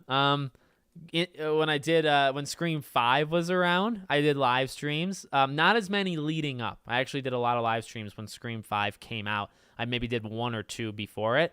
But 6, I did a couple live streams that did really well. We did a whole live stream where I would try to break down the ladder scene and talk about it. I'll tell you this, though, honestly, only teardrops. I wanted to, and this is very sincere, I said this on Friday, I wanted to do way more live streams for 6 than I did. I think I did 3 or 4 live streams for Scream 6 leading in, and I had a blast each time. We got a lot of people. We had a lot of fun going back and forth. But I'll tell you, when the leaks happened with the killer, I went dark. I did not know who the killers were. I did not know it was Bailey and Ethan. I know some people were saying those were the 2 that like the video showed. I did not see that video. As soon as I saw that on Twitter, I stopped looking. I just was on Twitter less. I stopped doing live streams. I stopped looking at comments of my Scream videos. I stopped all of it. So, because I wanted to give people authentic predictions, like predictions that, and I said this on Friday, there were some people that knew the movie, but were still doing things as if they didn't. So they were like lying. I'm not a big fan of that. So I did not want to make videos and know who the killers were and then predict who the killers are because I'm a fraud. You know what I mean? So I did not want to do that. And how easy would it have been in a live stream talking, reading the chat, somebody says, oh, 2 killers are Bailey and Ethan. And it's like, well, it's game over for me. So I appreciate, honestly, the compliment that you respect me more now. Thank you. And I wanted to do more. I wanted to do more before the movie, but I got too scared because I didn't want to sacrifice making good videos for one live stream. You know what I mean? One live stream to have it be spoiled. I didn't want to do that. So yeah. But I'm gonna do a couple more. We'll do one maybe on like Friday. I'm not gonna stop. And then maybe when like they film and stuff, like I'll definitely do more Scream live streams for sure. Do you think it was Quinn on the phone to Gale? Yes. I will say I do think it was, but I like your comment. I didn't see a phone when she grabbed Gale's boyfriend. Yeah, the phone call to Gale, the timing when she throws the boyfriend through the bookcase thing is way too close to when Roger was talking, where it did make it seem like maybe somebody else had called Gale and it was Quinn doing it because it was just so fast for Ghostface to be calling and then, but at the same time, I don't know, maybe like in her voice box, like underneath the mask, she had her, like I don't know how you had to have done that, but they have to be a little bit more careful because it was too close. Roger would talk, and then something would happen, and it's like there's no way your hands were free because your hand should be on your, up above. So, what's your favorite Scream and what's the worst? Scream 3 would be my least favorite, but it's not bad. It's not a bad film. In fact, I like it more now than I ever have before. I sincerely mean that. But I still think it's my least favorite. And then my favorite is 1. But 6 is right there, 2 and 4. I have a very soft spot. I have a soft spot for Scream 4. Richie's videos that were playing in the background of the shrine showed how disturbing he really was. Yeah, he was messed up. I like that. I like that because you're watching it and you're like, well, this is weird. And also, oh, he's kind of sick, this guy, this kid. I can't wait for this to come out on Paramount Plus. When do you think it'll be? Late April, early May. I think people are saying late May, early June is when they would put it out. Well, I think late May, early June is when people are saying it for the physical. So I think streaming maybe a few weeks before. So yeah, you may be right. Who said that? Austin? I think it may be, could be early May, I think is probably when it would happen. I'm going to wait. I don't even have Paramount Plus, so I'll probably wait until it comes out on physical. I already pre-ordered it on Amazon, so. The new trilogy should definitely be based around a Ghostface cult that keeps getting bigger and setting as well, maybe leading to a worldwide Ghostface attack. I mean, that's the next thing to do, right, is take this on the road to Paris or something. Do you think Scream 7 will take place in New York again, or will they go to Woodsboro again? I think they'll go to Hollywood. I like the idea of New York, though. Like, if they wanted to ever go back to New York and film in Montreal, I would take it. I really liked how different it. They need to just. I think Radio Silence does a really good job with like framing and lighting and stuff like that. So I think they'll always make Scream movies that look interesting. And I think a big city approach helped. Like it just felt so different. And you're gonna lose that. Like for this next one, you're gonna lose it. But I think you can still make it unique. You know what I mean? Also, definitely need to make Scream TV shows that intertwine with the movies. I agree. Titan Gamer, what's up, buddy? They really dropped the ball with the last 15 minutes. Otherwise, very good installment. Detective Bailey is cringe acting as a serial killer. Like I said, I kind of like gave it to him just because like that's him. Like that. It seems like he kind of he doesn't even act. Like that's just how he acts, you know? Okay, I've almost caught up. The thing that gets me sad during kill scenes is when the victim says they don't want to die. When a victim says they don't want to die, immediately I feel for them more. So I'll be flat out honest. If Annika doesn't say that, I care less. But because she said it on the ladder and it was so believable, I felt 10 times worse about her. So very short. I mean, that's just one line. I don't want to die. Short line. She, Devin did it so well. And I think it enhanced the entire thing. So credit to all them on that one. I'm Something Different was only a line in the trailer. Okay. Yep. I'm Something Different. This was my favorite Scream. Nice. That's nice. Scream 6 is now certified fresh with 77, the third highest in the series. Wow. That's good. They cut a few lines like, I'm something different. We got to lure him in. You want me, so let's finish this. And I think we talked about this on Friday. You want me, so let's finish this. I think people had said they cut that in half. Like, though that is in the movie, but it's separated. We got to lure him in. That was stitched together from Tara talking to Bailey on the phone and the group. They really stitched that line together because that's not like word for word what she says. But the I'm Something Different, that wasn't even in the film. Also, something I couldn't help but wonder with the age difference at school. How does Kirby even know Tara and Sam? Yeah. It's like I think they just wanted something really, really quickly to connect that Sam knows Kirby, just to make it a little bit less, just to make it so that they don't not know each other, right? Like an awkwardness there. So I think they had, but you're right. Like somebody being in 12th grade and somebody being in 9th grade, you don't know each other all that well. However, small town, close community. Wouldn't that, by the way, I think I've said this before, Kirby was in senior year, wasn't she, during 4? So like when Sam says she was a senior when I was a freshman, isn't that the year of Scream 4, that when that takes place? So I was wondering, maybe you guys know. But I think it was just for that. But again, they get themselves kind of what's the word? Like they run into problems when they do stuff like that, honestly. Definitely recommend seeing this in 4DX if you can, in addition to the seats moving to the film. I've never had that happen before. This would have been the film to do it. When Ghostface would stab, you would feel pokes from the back of your chair. Oh my God. You know what? Never mind. I don't want that. That sounds too scary. Don't forget, for those that maybe are newer to the channel, I'm a pretty big baby when it comes to horror things. Scream is the only one I can actually do. That's why I was so surprised, going back to the gore, right, the gore discussion we've had before. I don't like gore. I don't see movies because of that. I'm probably more likely to not see a movie because of that. So when people said, like, this is the most gory Scream, I was a little scared. Not like I wasn't going to see the movie, but I was a little worried because it's like, I don't like, this is the only horror franchise I really support. Happy Death Day. Really, it's just slashers. You know what I mean? I don't really like anything else. And it's just my personal, you don't have to agree with that. It's just my personal thing. This movie was not bad at all. But yet again, I wonder, so if this movie really wasn't that bad to me, could I see other films that maybe I was always too afraid to see? Because this movie showed some stuff, but I really didn't think it was all that.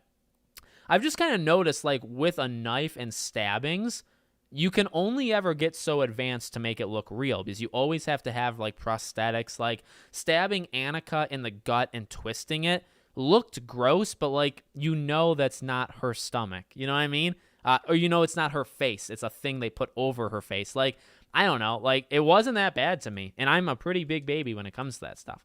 So killing Annika made Sam feel guilty, and also killing her means one less person in the way. Yeah. Sam being Ghostface was so cool. Totally agree. I really hope she fully embraces the darkness in 7 and uses the darkness to stop any other Ghostface that tries to hurt her sister or friends. Yep. What if Greg and Jason killed the McKenzie family off screen to help finish Richie's film by taking out more of Liv's family? Don't think so, but it's a way to make that make more sense. Yeah, no, that's a really good thought. That has to be the reason, if it is the reason, if it even happened. You know what I mean? I'm not saying I'm better. I'm different. Alex going Ghostface on us. Yeah.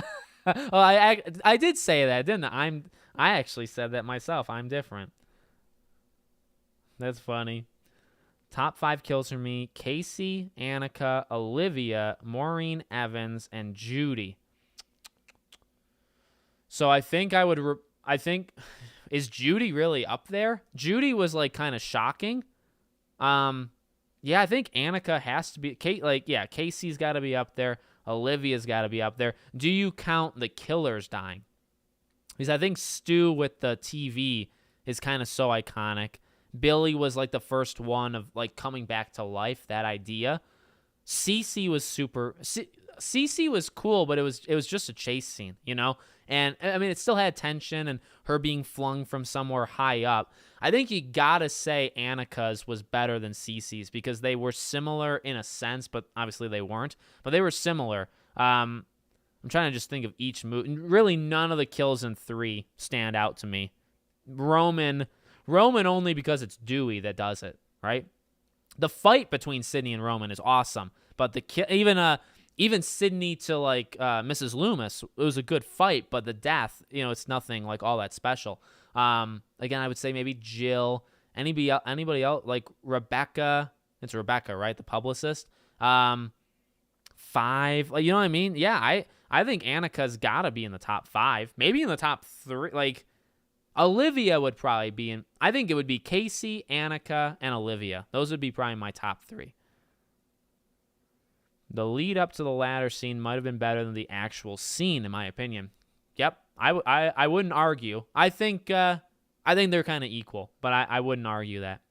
And again, like, I could talk about that ladder scene forever. I could watch that ladder scene forever. Think about that. They made like an iconic scene, like a scene that you'll always remember in the Scream franchise. I at least think. I don't know if everybody agrees, but I think you'll look back when you're old, at that ladder scene as one of the best. I'll have to time it. Like when I watch it at home, I'll have to time how long from Sam sitting down and Tara going to say, like, we don't know what you're going through, so I'm sorry. That start to Annika falling, however long that is, 8 minutes, it's one of the best 8-minute segments of any of the Scream movies. Not the best, because you have to think about, like, the ending to 1, or, I mean, I look to the ending of 3 is really good. There's a couple here and there. It's probably top 5, top 6. So it's going to be something you always say and you always remember. So I think they killed it. The writing is just very uneven, because you have to, as I said on Friday, you have to remember that they wrote that. You know what I mean? All the tension build up, the family dynamic, Annika's lines getting onto the ladder, Ghostface doing all the stuff. Like, you have to write that stuff down, because then you have to do it. You know what I mean? You write it down and then you act it out. So, like, the writers are extremely good in certain circumstances, and then I think they're kind of forgetful, or they don't think everything through in other times. But, like, when they nail it, they are super good. You know what I mean? Also in regards to the new Ghostface Cult trilogy series, they should definitely let some killers escape, but also be reveals. Yeah, it's possible. I think the writers need more credit, no matter how you feel about the motives for 5 and 6. They are set up very well, and the kills are great. Yeah, see? And I didn't even read that before I went off. Sam did an amazing job in Scream 6. She sure did. Am I reading these? Am I reading this off? Let's see. If Scream 6 is your worst in your franchise, you got a pretty good Yeah, I agree with it. If Scream 3 is the weakest one, you're looking at a strong franchise, because 3's not that weak. You know what I mean? I definitely agree with that, Austin. Austin, you and I think, are on the same wavelength. Somebody said it must have been Bailey who attacked Gale. Is nobody below 40 has their ringtone on? Of course it was Quinn, but it was funny. That's hilarious. Give us your Scream franchise rating. Franchise, right? Like, you want... Well, I don't get... Like, a number rating? I don't really give numbers. I think it's like a 10. I mean, I think it's an amazing franchise. You know, honestly, I'll say this. Growing up, my favorite franchise was Star Wars, I think. Harry Potter. I would say, as of maybe like 4 or so years ago, Pirates is my favorite. Pirates of the Caribbean is my favorite franchise. Star Wars has really dropped because of Disney, but at its best, it's still, you know, legendary. Harry Potter, you know, you have those. I would say after Star Wars and Harry Potter and Pirates again, like, Scream would have maybe been like 4th. Scream is now like my second, I believe, Scream's like my second favorite franchise. I'd say if I had to rank them right now, it would go Pirates, Scream, and then probably Harry Potter would be 3. I may even say like Fast and Furious. How controversial would that be? I think Fast and Furious may be my 4th favorite franchise, and then Star Wars would be maybe 5th. Star Wars has just had so many misses over the last like 7 years. I'm tired of it. You know what I mean? But to focus back on Scream, I think that's pretty good, because Scream was never really up there. I watched them maybe when I was like 12, 13, 14. Didn't really, you know, I liked them, but I didn't like care to watch them again. And then right when I was like, I met Neve Campbell. I went to the Toronto Fan Expo that she went to right after Wes Craven died. If you guys have ever seen like the cast getting back together, and it was at the Toronto Fan Expo. I was there, not in the auditorium, but I got I took a picture with her. I have a picture in my room of me and Neve back in September of 2015. So that's, I think, when it started, because I met her. And it's not like we had like some long, deep conversation, but I met her and I was like, I'm going to watch these again to give them a chance, because I knew her and I knew I wanted to see her because of Scream. But then when I went home that night, I had to, we crossed the border because I'm part Canadian. I went back and I watched at least the first 1 or 2 of them, and I started to fall in love with it. And then I started covering it on the channel. And then by the time I got like a year and a half out from Scream 5, like I was in. So Scream is really, honestly, Scream has like had like a nice little bend of like a line graph. It's had a nice bend over the last 8 years. but it's really picked up in the last like 4 or so. So yeah, in case you guys cared, that's my history with Scream. Pirates is untouchable to me. It's part of my life or my childhood, and even as a grown up and stuff. So it's also very important to my channel. I kind of started my channel, and Pirates is like one of the first big things that picked. It's actually funny. Pirates, my favorite film franchise, started my channel. Like it was the first couple thousand subscribers were because I covered Pirates 5. And then Scream has done so much for my channel as well, right? All of you guys, really the channel's grown quite well because of Scream and other things, but Scream is one of the reasons. So it's cool when your favorite, organically, your favorite film franchises are also in my business of my channels. Like, it's cool. Okay, I'm really going to try to catch up because I'm going to try to end this in the next, 10 minutes. If Sydney is back in Scream 7, who can be the mastermind? Somebody new. Quinn could have used the Ghostface voice app, which was introduced in 4, while talking to Gale using wireless headphones. T. Parker Evans, you're on top of it. Good call. We do need less fake-out deaths in 7. Yeah, don't even have a fake-out death, I'd say, in 7. Annika, what is low-key funny? She's done, and she doesn't even realize immediately. Oh, yeah. Yeah, when she's staring at them and she says, what? And then they say, you need to move now. I love that because she has that kind of personality. Even when she's bleeding on the bed and she says, say something more positive. She's a really cool, likable character that you do not want to die. Even when she's bleeding out, she's still, kind of funny. So, Annika and Sam, top 2 best characters in Scream 6. I wouldn't fight you over that. Sam and Mindy's faces when Ghostface appeared behind Annika were golden. Yep, they, so much sold that scene. Again, I mean, that scene should be taught, in some sort of film school, because the music, the atmosphere, the noises, because, I mean, it's music being played, but it's also the noises of them screaming their heads off, Annika panicking, Ghostface grabbing the ladder. You know what I mean? It's not just the fact that Annika is a good character, we don't want to die. It's the sound effects, it's the music, it's the acting, not just from her, not just from Ghostface, but also Sam, Mindy, and Danny. They need to sell it. They need to sell being and I think Josh Segura said it in an interview. That was a 5-day thing, 5 nights in a row they did that, and they were giving it 110%. They were just letting it all out and just screaming nonstop. That's, I believe based off his interview, that ladder thing, just the ladder thing from when Danny pulls down the ladder, that scene took 5 nights to film.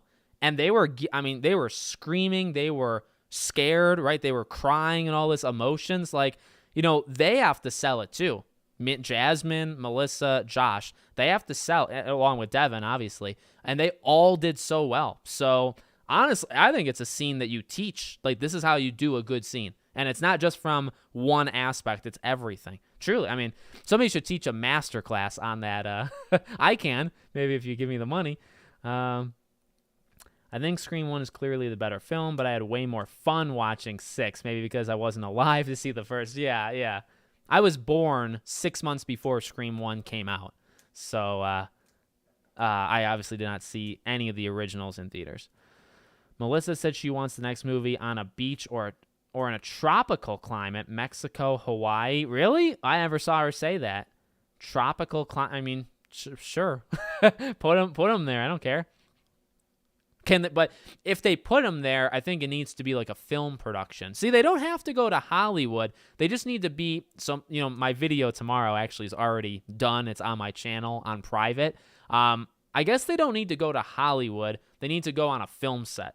That's what they need to do. So they could be on a film set anywhere in the world, but they don't need to go on they don't need to be on the Paramount lot or something. This movie was amazing. Agree. I hope we get more of New York. Yeah, like I said earlier, I think New York was awesome, and I don't know how you ever go back there, but if you can, I think you should do it. You won't go watch Evil Dead Rise. Evil Dead Rise looks scary. Evil Dead Rise looks really scary, and I will not watch that. I played the game. This movie is an 8.5 out of 10. 2, 1, 6, 4, 5, 3. 6 would have been better than 2 if there weren't so many fake out deaths. Could have been more double Ghostface kills. Kind of let me down. Like, yeah, I mean, that's what I was saying earlier. But if you do a double Ghostface kill midway through the movie, you're telling people. Not only are you telling people there's 2 killers, but you, as an audience, now you're thinking, okay, 2 people that are not, like, you know what I mean? 2 people, where do we know everybody's whereabouts? Because now 2 people have to be missing, right? So it's the same thing I was saying with, like, the bodega scene. It has to be Bailey because Quinn and Ethan are upstairs in the apartment. You know what I mean? So say you had 2 killers in the bodega scene. You need to look at everyone else and say, well, 2 people have to be missing. And that's a lot harder, I think, to pull off, right? Somebody would notice. Somebody would say something. Detective Bailey going missing to attack Sam and Tara for the bodega thing doesn't matter. You know what I mean? Nobody would have noticed that. So, Jason mentions to Greg how good killing felt and the way it makes him feel. Sounds like they both never killed before. Right. I had said that earlier, Apollo. I think Greg was like ready, like he would have done it. I think Jason killed because he was getting, he said it, he was getting nervous, basically. So I think Jason was getting nervous because their targets were Sam and Tara, which, by the way, Sam would have effed them up. I mean, they wouldn't have even stood a chance against Sam. But their targets were Sam and Tara. Jason never killed before, so he wanted to get into practice killing. So that's why he did it. So Greg, I don't think, ever killed anyone. And Jason, I think that was his first and only kill. Hello, what are you talking about? Scream. But hello, how you doing? If you count the killer's death, Stu and Richie got to be up there. Oh, yeah. Yeah, Richie has to be up there. Stu, I think, has to be up there. Here it comes with the knife slit. Yeah, I think Melissa actually sold that more than 156243. Wow, you put 5 rather high. How do you say your name? Jeremy? Is that how you say your name? So how close was the movie to the huge spoiler leak that came out a few weeks ago? Honestly, I'm saying this genuinely. I don't know because I never saw it. I would like to know. I think from what I've heard, Gress, it doesn't seem like it was that close. After a first watch, the double Ghostface kill was a little cheesy just because they're the exact same height. It felt very TikTok. That's true. Quinn is a lot shorter than Ethan. Yeah, that's true. Alex, you're the MF GOAT. Keep up the GOAT work. Julian, thanks, buddy. I appreciate that. I've been around YouTube a long time. I've been around Scream a long time. Not the longest, but one of them. And I greatly appreciate all you guys, being here. You guys rock. What I love about these past 2 Scream movies is the killers get brutally killed with the exception of Quinn. Although Quinn got hit in the face with a brick, right?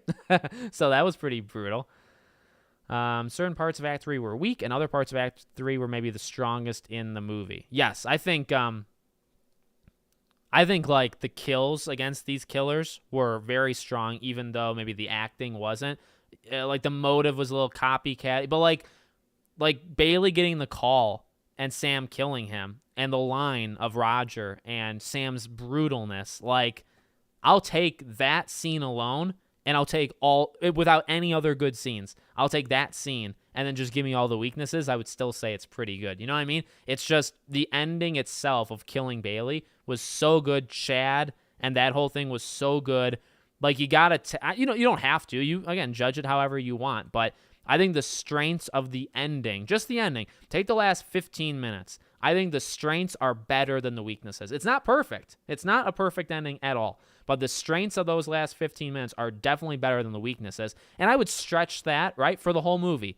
Annika's death is such a strength. It's better than them not killing Mindy because they're too afraid to kill Mindy, right? It's a problem, but there's strengths to counter it. So that's all. Okay, let's finish this up.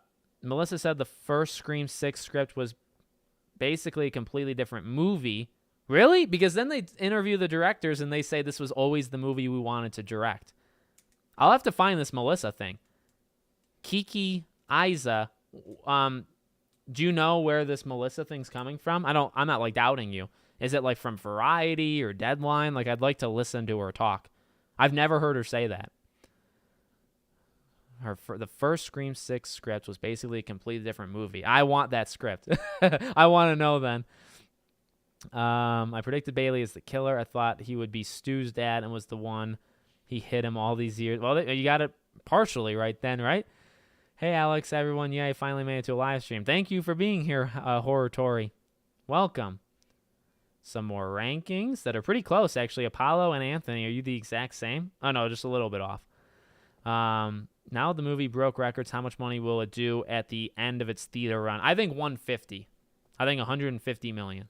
I'd like to say 160, but I feel like it'll because of competition, I feel like it might slow down. So I think 150, which would be 12 million or so more than 5. I think that's great. So too many characters survived, and we didn't see many characters development. Those two are the only negative, but I still love the movie. I think there definitely was development. So I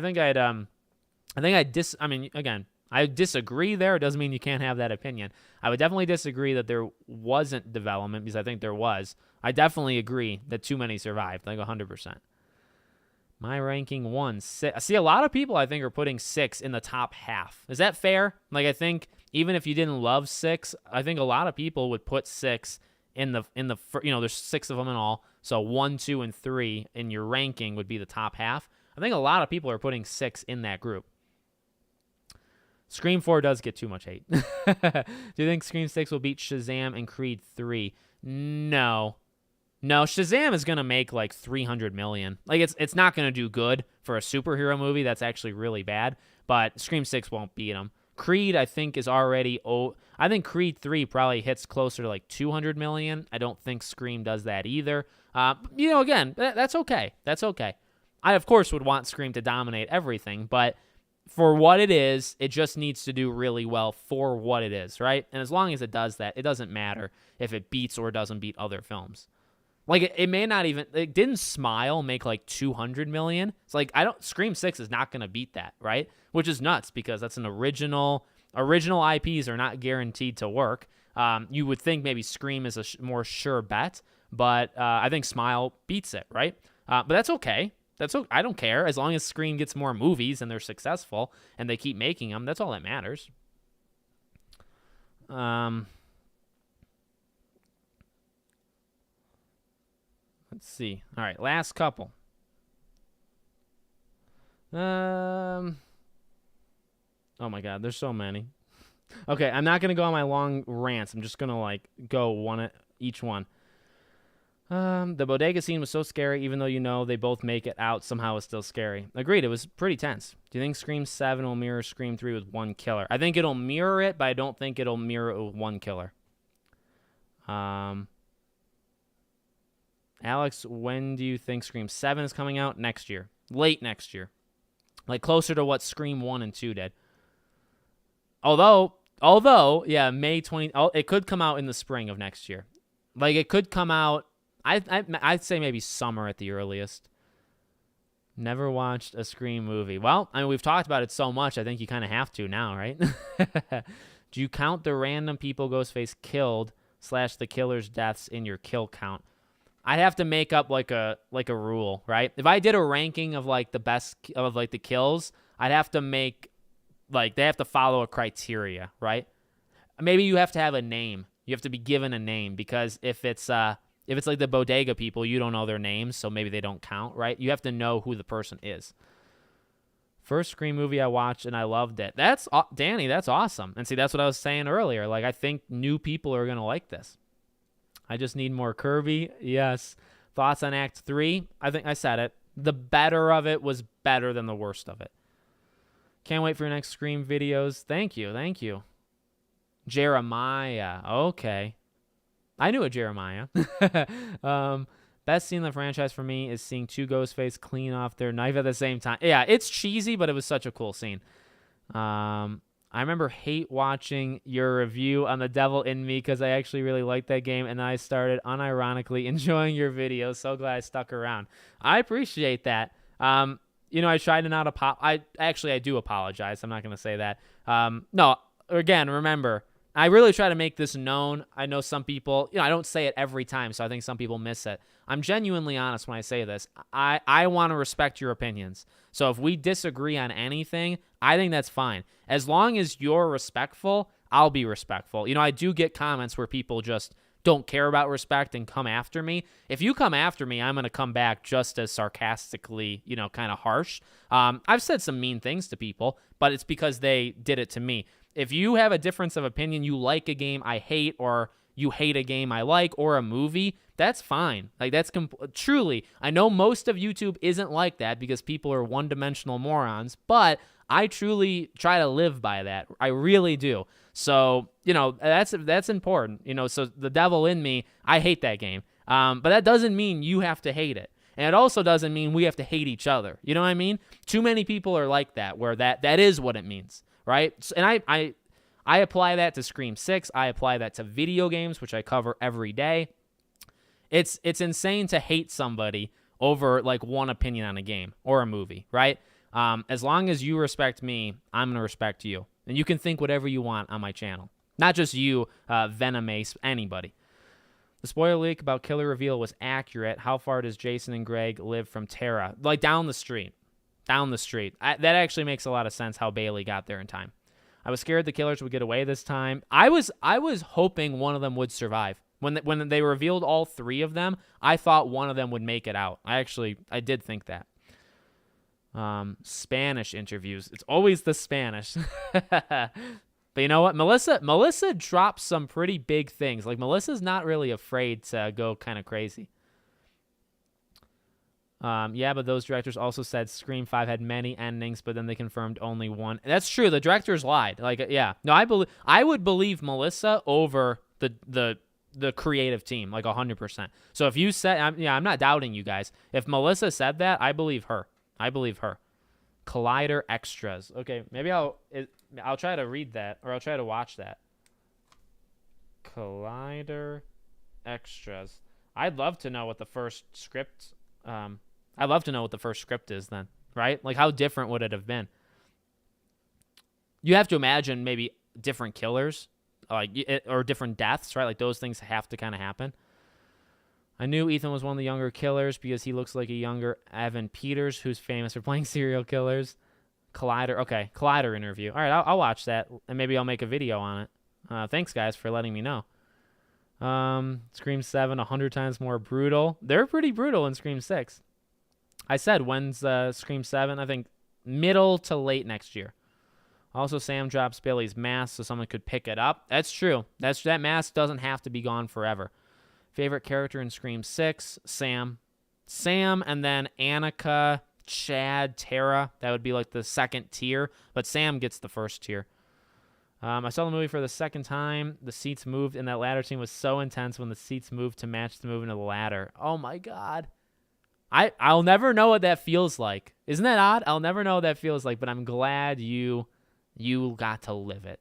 Keep up the good work, Alex. I really like your videos. Thank you, The Rock. Chad's best character in Scream 6. He completely ambushes the killer. Chad's amazing. But I think Sam's better. I think that Ghostface was so huge. He's the most imposing Ghostface. Yep. Scream. But I think they should make a Scream game, to be honest with you.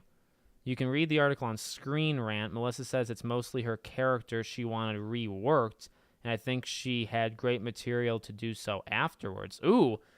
So, like, the initial thing for Sam sucked then? Screen Rant? I'll have to look at that too. Screen. Man, Melissa by herself makes things like controversial, doesn't she? Even when she's like the best part of the movie, she still makes it controversial. Hey Alex, I've been watching your channel for a long time now and love your content. Thanks for constantly updating. I feel this movie was so much fun. It's in my top 3 Scream films, but, well, thank you, Matthew. I appreciate all those kind words. We need a Scream video game, just like Until Dawn. I agree.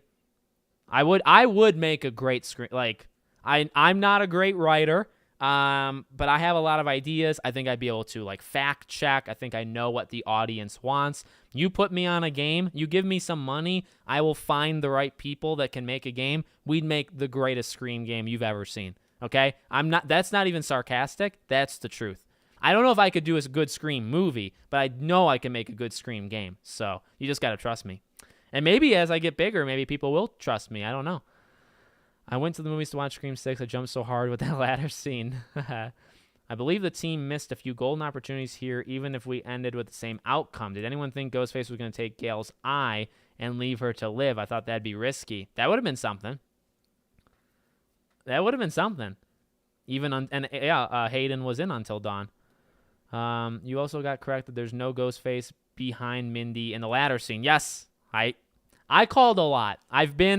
My accuracy with how many videos, almost 6,000 videos on my channel, my accuracy is very high, okay? Just to pat myself on the back for a second. So I did correctly figure out that Mindy thing with Ghostface behind her, that was CG, that was not real, and I was exactly right. So I will take the victory lap there. Thank you, YK.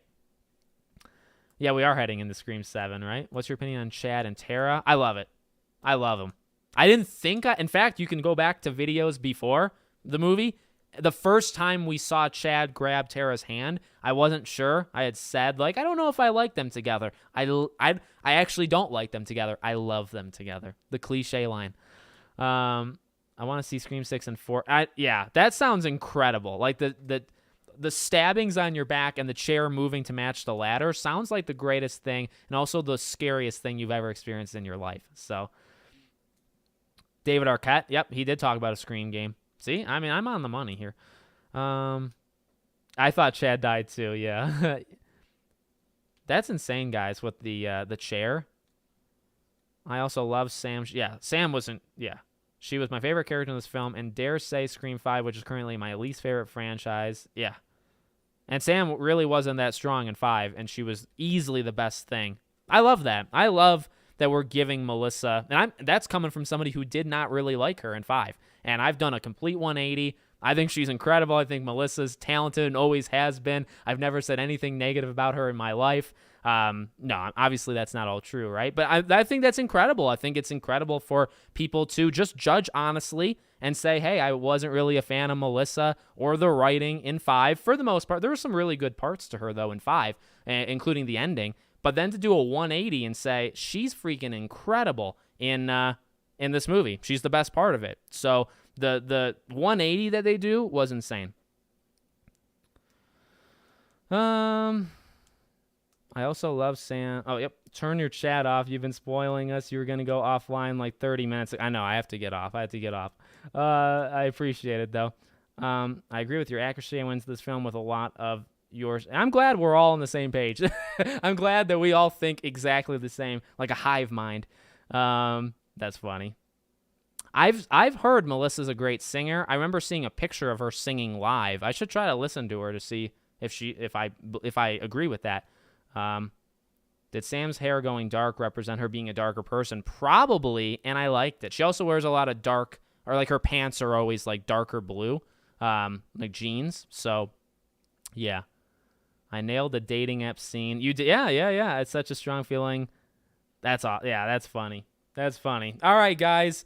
I'm going to head off. Another amazing chat. Honestly, I mean, you guys freaking rock. This was a lot of fun. I, again, went longer than I was going to. Thank you all for being here. Daily videos. So tomorrow there'll be one. Every day there'll be one. I think on Friday we will do another live stream. I may try to have guests, but it'll for sure at least be me. And we'll keep going. We'll do live streams as long as you guys keep watching them. I mean that. As long as you guys watch these with like good enough numbers, I'll keep doing them. So really appreciate you guys being here. We'll see you back on Friday to talk about whatever you want. And take it easy. Go watch Scream a couple more times. Let's get this thing to 150 million at the box office. See you all later.